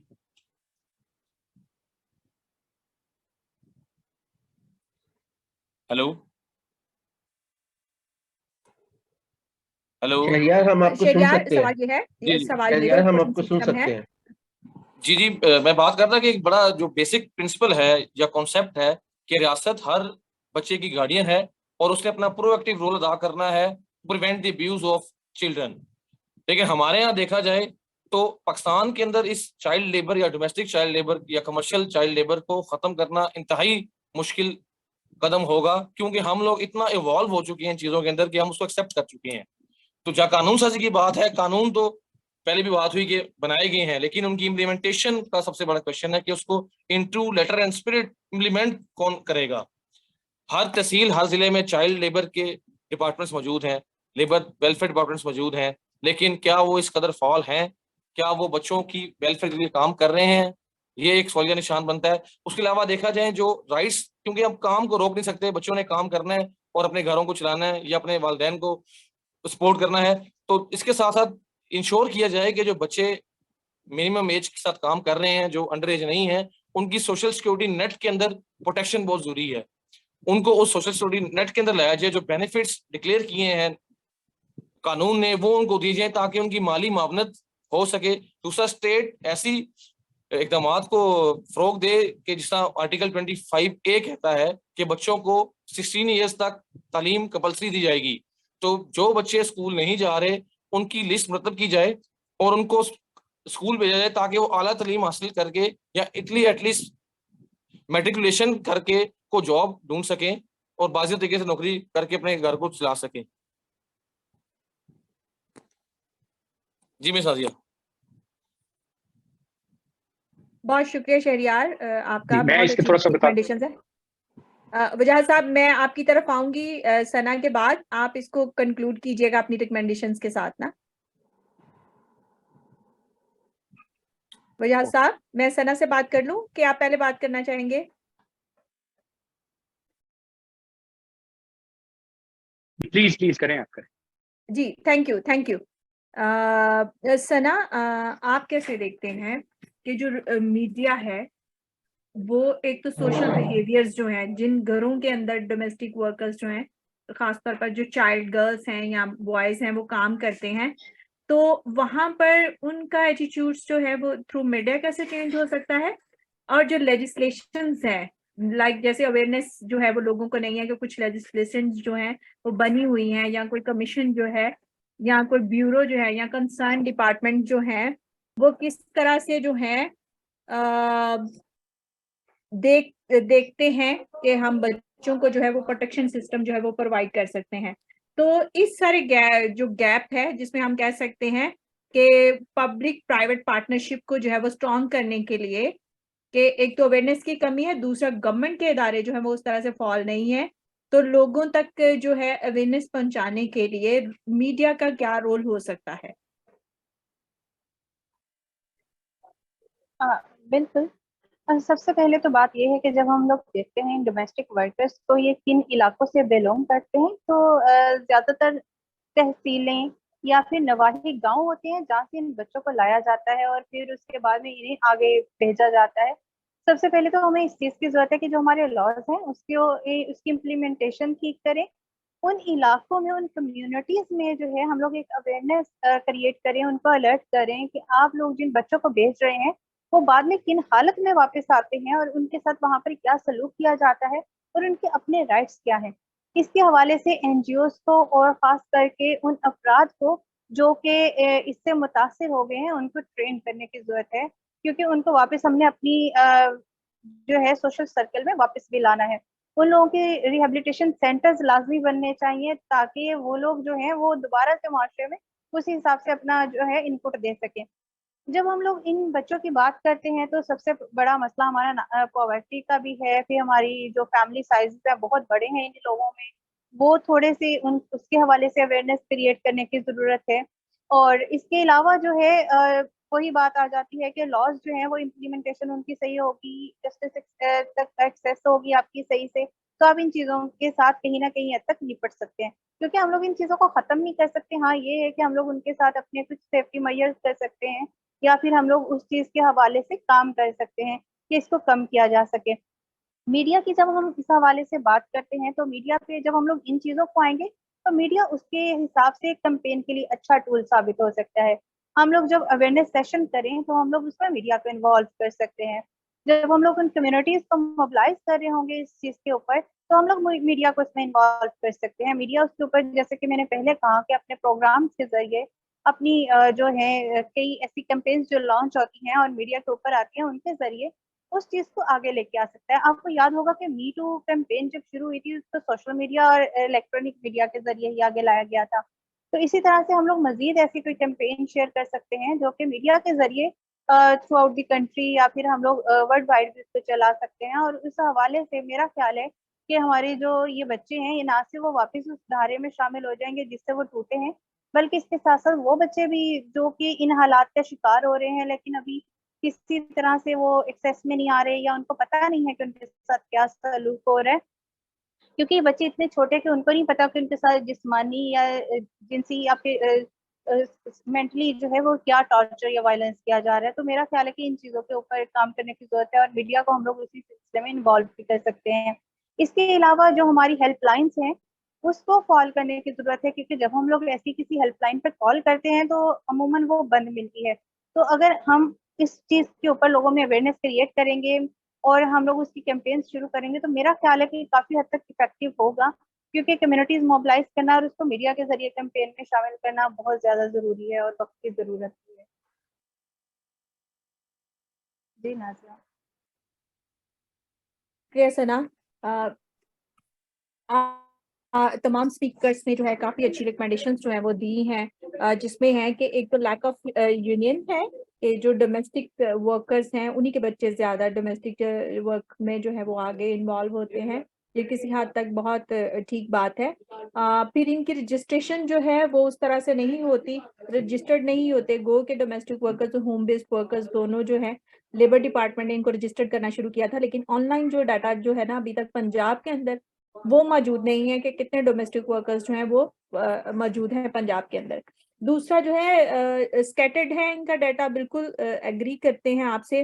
फिर डोमेस्टिक चाइल्ड लेबर जो है उनकी ट्रेनिंग होनी चाहिए। जो डोमेस्टिक वर्कर्स हैं, ऐसे इदारे मौजूद होने चाहिए जो उनको रजिस्टर्ड करें और कहीं पर भी जो है वो जाते हैं तो वो अपना अंदराज के जरिए जो है थर्ड पार्टी का मौजूद होना ज़रूरी है कि वो इंश्योर करे कि वहाँ पर जो वर्कर है वो सेफ होगा और वहाँ पर जो किसी किस्म की जो है उनको अब्यूज़ का जो है वो सामना नहीं करना पड़ेगा।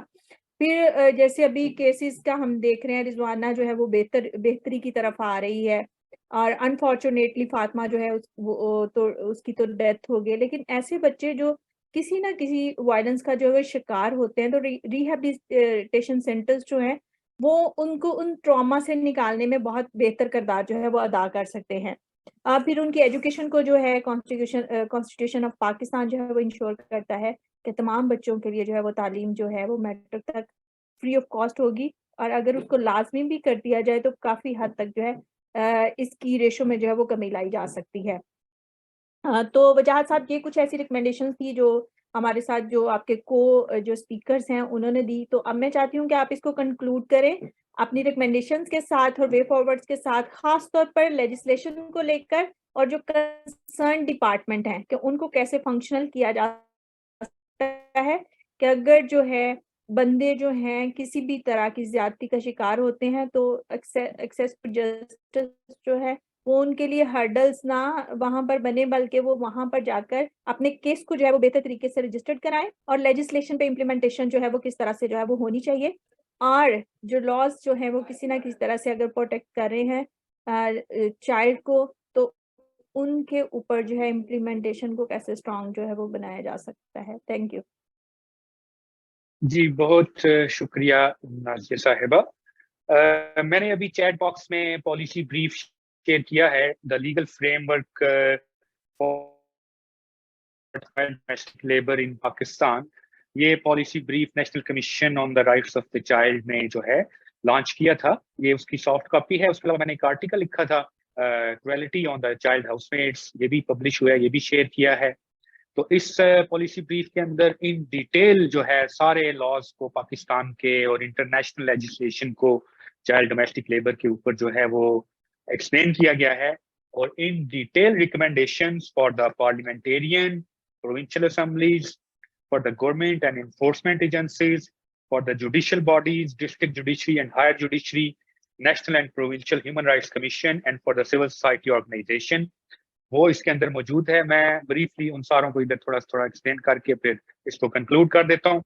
सबसे पहले तो पार्लियामेंटेरियन और जो हमारी प्रोविंशियल असेंबलीज हैं उनके लिए जो रिकमेंडेशंस हैं, क्योंकि they are the key stake holder for enactment of legislations, तो जो लॉज के अंदर एनोमलीज हैं, जैसे कॉन्स्टिट्यूशन 2 साल मिनिमम एज है फॉर चाइल्ड लेबर की, और education free compulsory education up to 16 साल है, उसको एड्रेस किया जाए। जिन लॉज के रूल्स नहीं बने हुए, मसलन बलोचिस्तान के अंदर जो है employment of children in Balochistan prohibition and regulation act 2021, उसके रूल्स नहीं बने हुए, उसके रूल्स जो है वो बनाने की जरूरत है।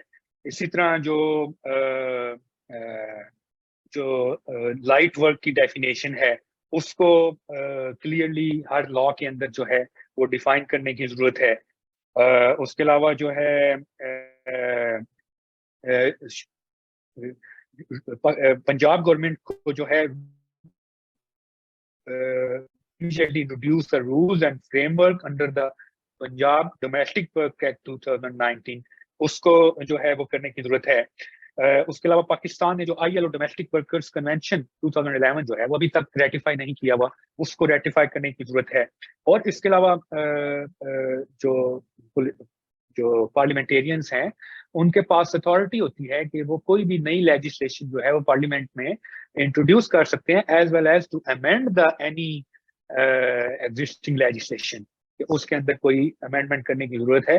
तो वो जो है वो बिल्स या लॉज को in the form of bills जो है वो नेशनल असेंबली में या प्रोविंशियल असेंबलीज में या सेनेट में जो है वो इंट्रोड्यूस कर सकते हैं। उसके अलावा फिर आगे गवर्नमेंट एंड इन्फोर्समेंट एजेंसीज के लिए क्या रिकमेंडेशन है। पाकिस्तान ने जो चाइल्ड लेबर सर्वे जो है वो लास्ट 1996 में किया था, एग्जैक्ट स्टैटिस्टिक्स इसके ऊपर जो है वो अवेलेबल नहीं है, लिहाजा इसको जो है state of the art situation of child labour in Pakistan, उसको जो है bye launching the new survey on child labour in all over the Pakistan जो है वो करने की जरूरत है। उसके अलावा गवर्नमेंट को चाहिए कि वो सफिशिएंट बजट एलोकेट करे for the child protection institutions and other relevant stakeholders, so social welfare institution, child labor department, police department, FIA, and all other related departments, क्योंकि हमारे जो चाइल्ड प्रोटेक्शन ब्यूरोज हैं या चाइल्ड प्रोटेक्शन अथॉरिटीज हैं different provinces के अंदर, they are basically responsible to handle the cases of child abuse. तो मासवाई पंजाब के अंदर child protection and welfare bureau, उनके यूनिट्स हैं, not in all provinces, not in all districts of the Punjab. मेरे ख्याल में कुछ 28 से 30 हैं उनके डिफरेंट डिस्ट्रिक्ट्स के अंदर है। तो यूनिट्स को जो है all over the district, all over the Pakistan जो है, जो दूसरे चाइल्ड प्रोटेक्शन इंस्टीट्यूशन हैं, चाइल्ड प्रोटेक्शन अथॉरिटीज हैं, वो भी जो है उनको जो है अपने प्रॉमिस में डिस्ट्रिक्ट वाइज जो है वो एस्टेब्लिश किए जाएं और वो फ्रंट लाइन पे, बाकी जो है डिपार्टमेंट जो है वो पीछे हो, लेकिन फ्रंट लाइन पे वो हों। जो ही केस आया है उनके पास पहले रिपोर्ट होना चाहिए और फिर आगे से वो फौरन जो है, अगर सपोज ट्रैफिकिंग का केस है तो वो कंसर्न पुलिस डिपार्टमेंट को या FIA को रेफर करें। अगर चाइल्ड अब्यूज का केस है तो वो पुलिस को जो है वो रेफर करें। अगर दूसरा मसलन चाइल्ड मैरिज का केस है तो उसके ऊपर जो है कौन सा लॉ जो है वो लगाना है, वो जो है उसके मुताबिक जो है वो एक्शन लें। तो ये यूनिट्स जो हैं चाइल्ड प्रोटेक्शन यूनिट्स, ये दूसरे प्रोविंस में सिर्फ हर डिस्ट्रिक्ट में मौजूद भी नहीं, आई थिंक बलोचिस्तान में भी नहीं है और सिंध में भी नहीं। तो इन यूनिट्स को जो है all over the Pakistan establish करने की जरूरत है।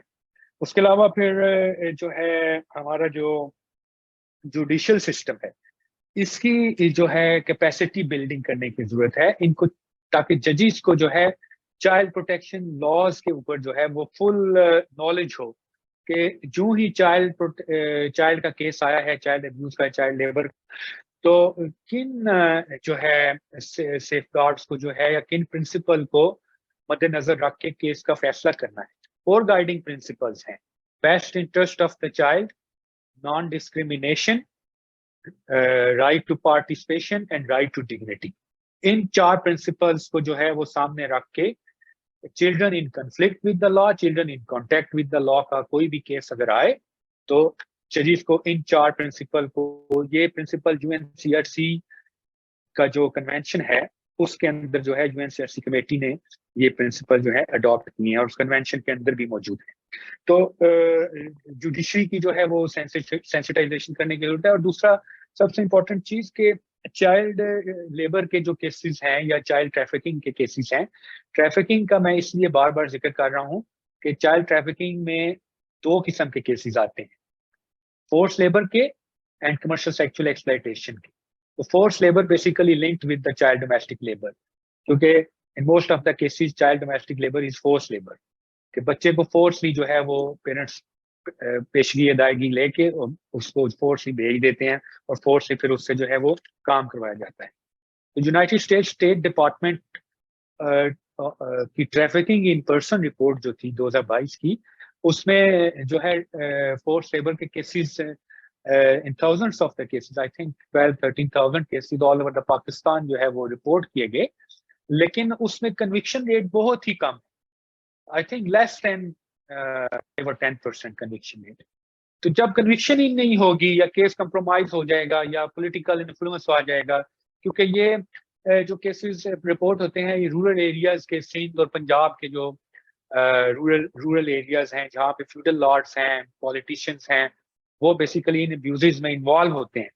तो वो खुद ही उनको जो है वो पॉलिटिकल कवर मिल जाता है या उनको अपने इन्फ्लुएंस की वजह से वो पार्टीज कंप्रोमाइज कर लेती हैं, तो वो केस आगे जो है वो उसको प्रॉपरली प्रोसिक्यूट नहीं होता और उसके ऊपर जो है वो कन्विक्शन नहीं होती और most of the cases parties accused are acquitted in those cases, so deterrence is not created in the society।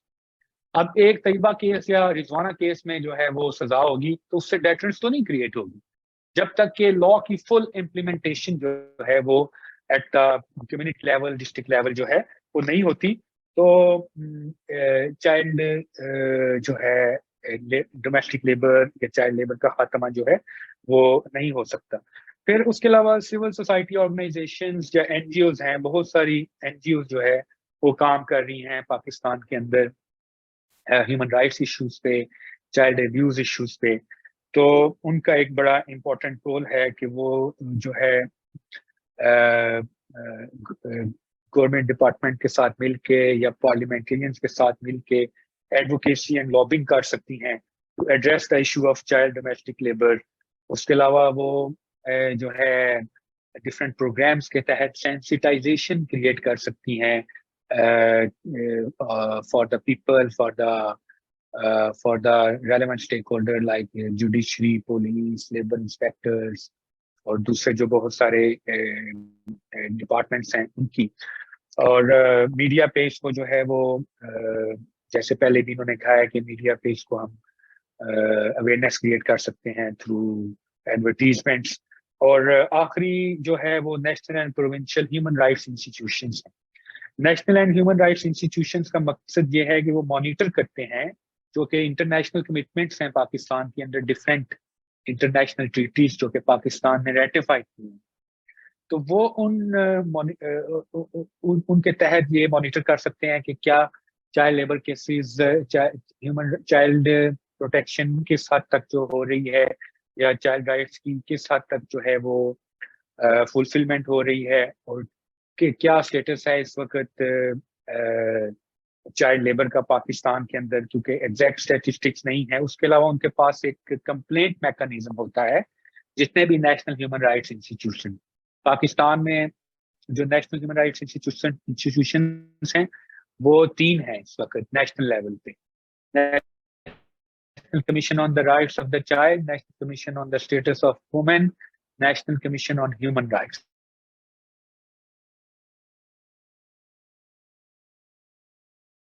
लड़की है, ट्रांसजेंडर है या कोई अडल्ट है, वो अपनी कंप्लेंट जो है यहाँ पे सबमिट कर सकता है।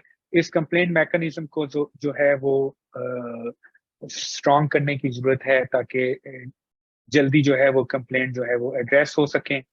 और action plan on human rights है, national action plan for human rights है, उसको इम्प्लीमेंट करने की जरूरत है। और दूसरे जो बहुत सारे लॉज हैं, अगर उनमें कोई अमेंडमेंट करने की जरूरत है तो वो भी कमीशन जो है वो गवर्नमेंट को या रेलेवेंट मिनिस्ट्री को सिफारिशात पेश कर सकता है कि इन लॉज को जो है वो अमेंड किया जाए। तो ये कुछ रिकमेंडेशंस थी। हाँ जी, बहुत शुक्रिया, थैंक यू वजाहत साहब। मैं एक्सपेक्ट कर रही थी कि आप इसको जो है बहुत कम्प्रीहेंसिव जो है वो कंक्लूड करेंगे। तो वंस अगेन कि आपने बहुत अच्छा जो है समराइज किया है इसको। अभी हमारे साथ जो स्पीकर थी वो मीडिया से ही बिलोंग करती है, तमसीला चिश्ती उनका नाम है। वो एक नेशनल जो है न्यूज़ उसके अंदर जो है वो काम करती हैं। तो उन्होंने जो है वो रिक्वेस्ट की थी कि ये उनके वर्किंग आवर्स होते हैं, तो हमारे पास उनकी जो रिकॉर्डेड वीडियो है आज के प्रोग्राम के हवाले से वो हम जो है चलाएंगे ताकि लोग जो हैं उनके व्यूज़ को भी जो है वो सुन सकें कि वो डोमेस्टिक चाइल्ड लेबर के हवाले से क्या बात जो है वो करना चाहती थी और किस तरह से वो देखती हैं बीइंग मीडिया पर्सोनल कि हम जो है डोमेस्टिक चाइल्ड लेबर को जो है वो कैसे कम कर सकते हैं पाकिस्तान के अंदर। तो आफ्ताब साहब प्लीज़ आप अगर वो ऑनलाइन कर देते हैं तो हमारे जो देखने वाले हैं, ऑडियंस है, वो उनके जो है व्यूज़ को भी जान पाएंगे। Thank you.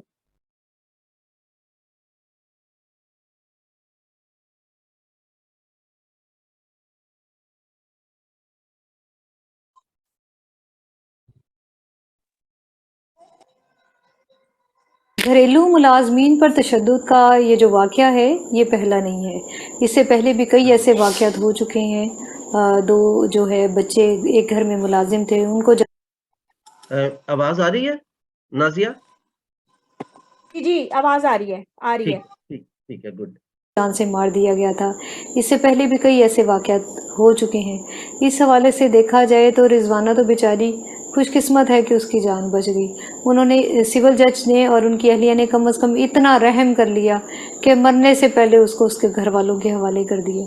ये इसे मेरा ख्याल है मैं तो अलमिया ही समझूंगी कि आज तक जो घरेलू मुलाजमीन हैं उनके हवाले से कोई बाकायदा कानून साजी की ही नहीं गई और इस तरफ उस तरह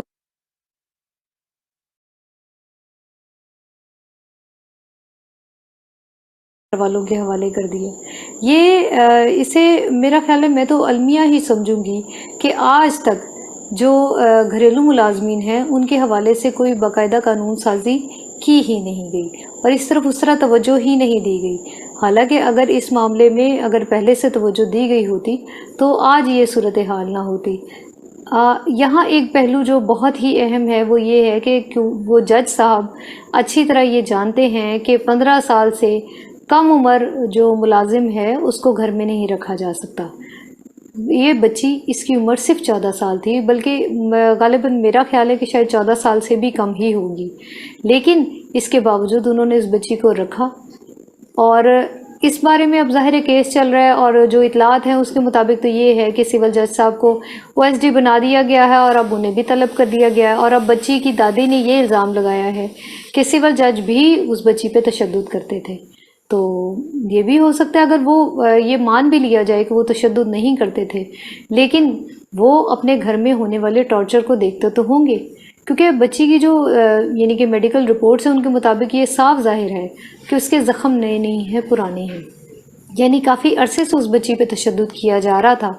इसीलिए वो इतने ज़्यादा गहरे ज़ख़म ऐसे तो नहीं हो सकते जो हम लोगों के यानी कि जो सहाफ़ियों के हवाले, क्योंकि इस हवाले से बातें होती रहती हैं, हम डिस्कस करते रहते हैं। इसमें ये था कि एक जो ज़्यादा इम्कान यही है कि बच्ची काम के दौरान मारपीट से उसका बाजू बल्कि दोनों ही बाजू टूट चुके थे, और वो क्योंकि काम नहीं कर सकती थी और इस बात पे भी उसे मार पड़ती थी, उससे भी उसकी बहानेबाजी और ड्रामेबाजी ही कहा जाता था कि ये काम चोरी कर रही है, और वो बच्ची मारे खाती रही और इतने अरसे मारे खाती रही, लेकिन कोई पूछने वाला नहीं। अच्छा, इसमें मेरी राय में मैं उसके घर वालों को भी किसी सूरत बरी ज़िम्मा करार नहीं दे सकती, इसलिए कि एक बच्ची की माँ ने ये देखे बगैर कि वो किस घर पे दे रही है, ठेकेदार के थ्रू बच्ची वो एक घर में भिजवा दी, और ये भी नहीं देखा गया कि वो बच्ची जिस घर में जा रही है वो कौन सा घर है और वहाँ क्या माहौल है क्या नहीं। उस बच्ची को भेज दिया गया, इतना अरसा उस पर टॉर्चर होता रहा, उसके घर वालों में से किसी को ख्याल नहीं आया कि जाके पता करें। और ये फैक्ट है कि ज़्यादातर जब हम किसी भी चीज़ की इस तरह की जब घरेलू मुलाजमीन पर तशद्दुद होता है तो हम वाक़े के जाके जब उनके मुलाजमीन जो हैं उनके घर वालों के पास भी जाते हैं तो वहाँ पे बड़ी हद तक बेहिस्सी देखने में आती है कि अपने छोटे बच्चों को वो मुलाजमत के लिए भेज देते हैं। ठीक है, इसमें बहुत सारे लोग इसको ह्यूमन एंगल से भी देखते हैं और वो ये कहते हैं कि जी जाहिर है कि जब हालात इतने ख़राब होंगे तो वो किस तरह से मैनेज करेंगे, उन्होंने ज़ाहिर अपने छोटे बच्चों के थ्रू ही घरों में काम करवाना है। देखें, मेरी बात सुनिए, ये एक पहलू है, इसमें ह्यूमन एंगल ज़रूर है। जिस घर में अगर कोई कमाने वाला नहीं, उस घर में एक छोटा बच्चा अगर काम कर रहा है उसको आप रीज़न कह सकते हैं, लेकिन जिस घर में बाप भी मौजूद हो और वो हट्टा कट्टा हो, वो कमाने वाला हो, इसके बावजूद अपने छोटे बच्चों को वो काम के लिए भेजे, तो क्या ये अफसोसनाक नहीं? इस स्टोरी में भी, इस वाक़े में भी यही चीज़ बड़ी नुमाया नज़र आ रही है कि बच्ची के माँ बाप ने 6 महीने तक उसका पता नहीं किया। क्यों नहीं पता किया? अब दूसरा पहलू, अब जब बच्ची सेहतमंद हो जाए, अल्लाह करे वो जल्दी सेहतयाब हो, क्या उसके बाद इस बच्ची को उसके माँ बाप के हवाले भी किया जा सकता है? ये भी मेरे ख्याल में ये भी एक रिस्क होगा, इसलिए कि क्या इस बात की क्या गारंटी है कि वो उस बच्ची को दोबारा किसी और जगह मुलाजमत के लिए नहीं भेजेंगे? क्योंकि ये तो बड़ी आम सी चीज़ है, क्योंकि कई ऐसे वाक़यात देखें, आप इसको डीपली देखें और इसके इस पहलू पर भी गौर करें कि अगर सिविल जज और उसकी अहलिया मुजरिम हैं तो उस बच्ची के माँ बाप को भी बरी ज़िम्मा करार नहीं दिया जा सकता, उनकी भी बाकायदा इस बारे में इन्वेस्टिगेशन इनसे होनी चाहिए। और दूसरी बात, बच्ची को किसी सूरत उसकी माँ बाप के हवाले नहीं किया जाना चाहिए। आपका सेटअप यूके में है और आप अच्छी तरह समझते हैं कि अगर माँ बाप भी बच्चों के साथ बुरा सलूक करें तो उनको माँ बाप के हवाले नहीं किया जाता। तो क्या पाकिस्तान में भी ऐसा मुमकिन है? दारुल अमान है और भी बड़े अच्छे शोबे हैं, जैसे कि अभी तक तो ये सुनने में आ रहा है कि बच्ची को चाइल्ड प्रोटेक्शन ब्यूरो के पास भेज दिया जाएगा सेहतयाब होने के बाद, लेकिन अगर उसके माँ बाप बाद में उसकी कस्टडी लेने की कोशिश करें तो उसके लिए भी उनसे कम से कम कुछ ना कुछ ज़मानत ज़रूर लेनी चाहिए। अव्वल तो मैं तो इस हक़ में नहीं हूँ कि जहाँ माँ बाप भी ऐसा सलूक करते हैं वहाँ माँ बाप के हवाले भी बच्चों को नहीं किया जाना चाहिए। और इसमें सबसे अहम ये है कि जैसे कि कहा जा रहा था कि सुप्रीम कोर्ट आज खुद नोटिस ले, अगर नहीं भी लेता तो इस मामले को सुप्रीम कोर्ट में जाना चाहिए, हर हाल में जाना चाहिए, ताकि उसकी मुकम्मल इन्वेस्टिगेशन हो। और उसके बाद ये है कि ना सिर्फ इस बच्ची को इंसाफ मिले, आइंदा के लिए भी ये सिलसिला रोका जा सके, क्योंकि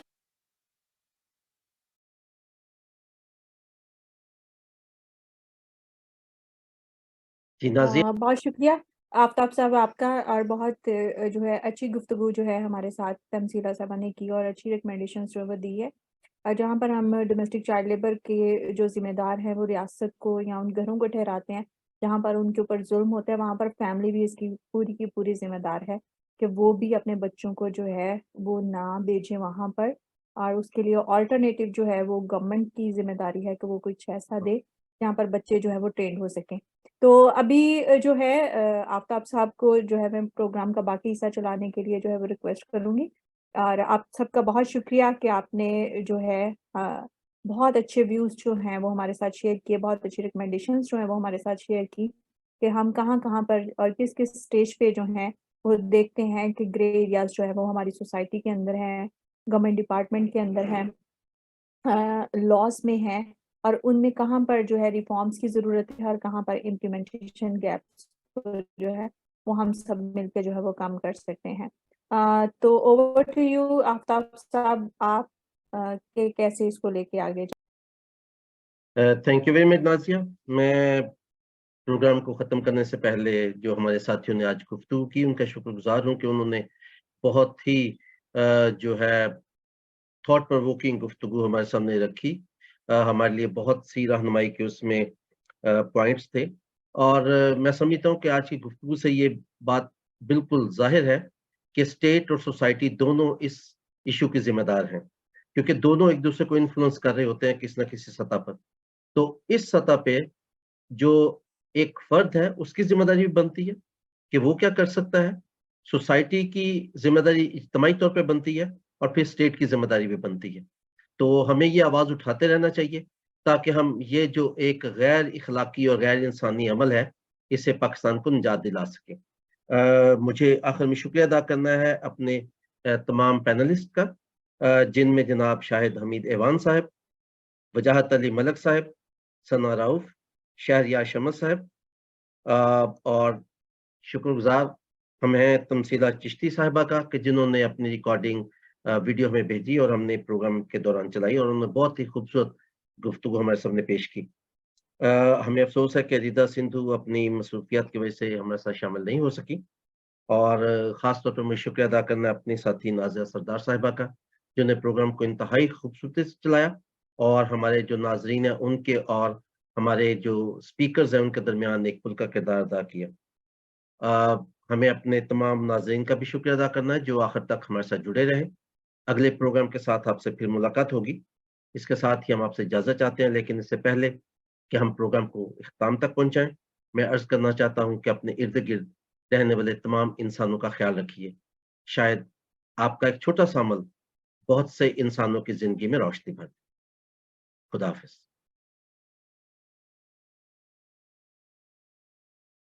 खुदा हाफिज।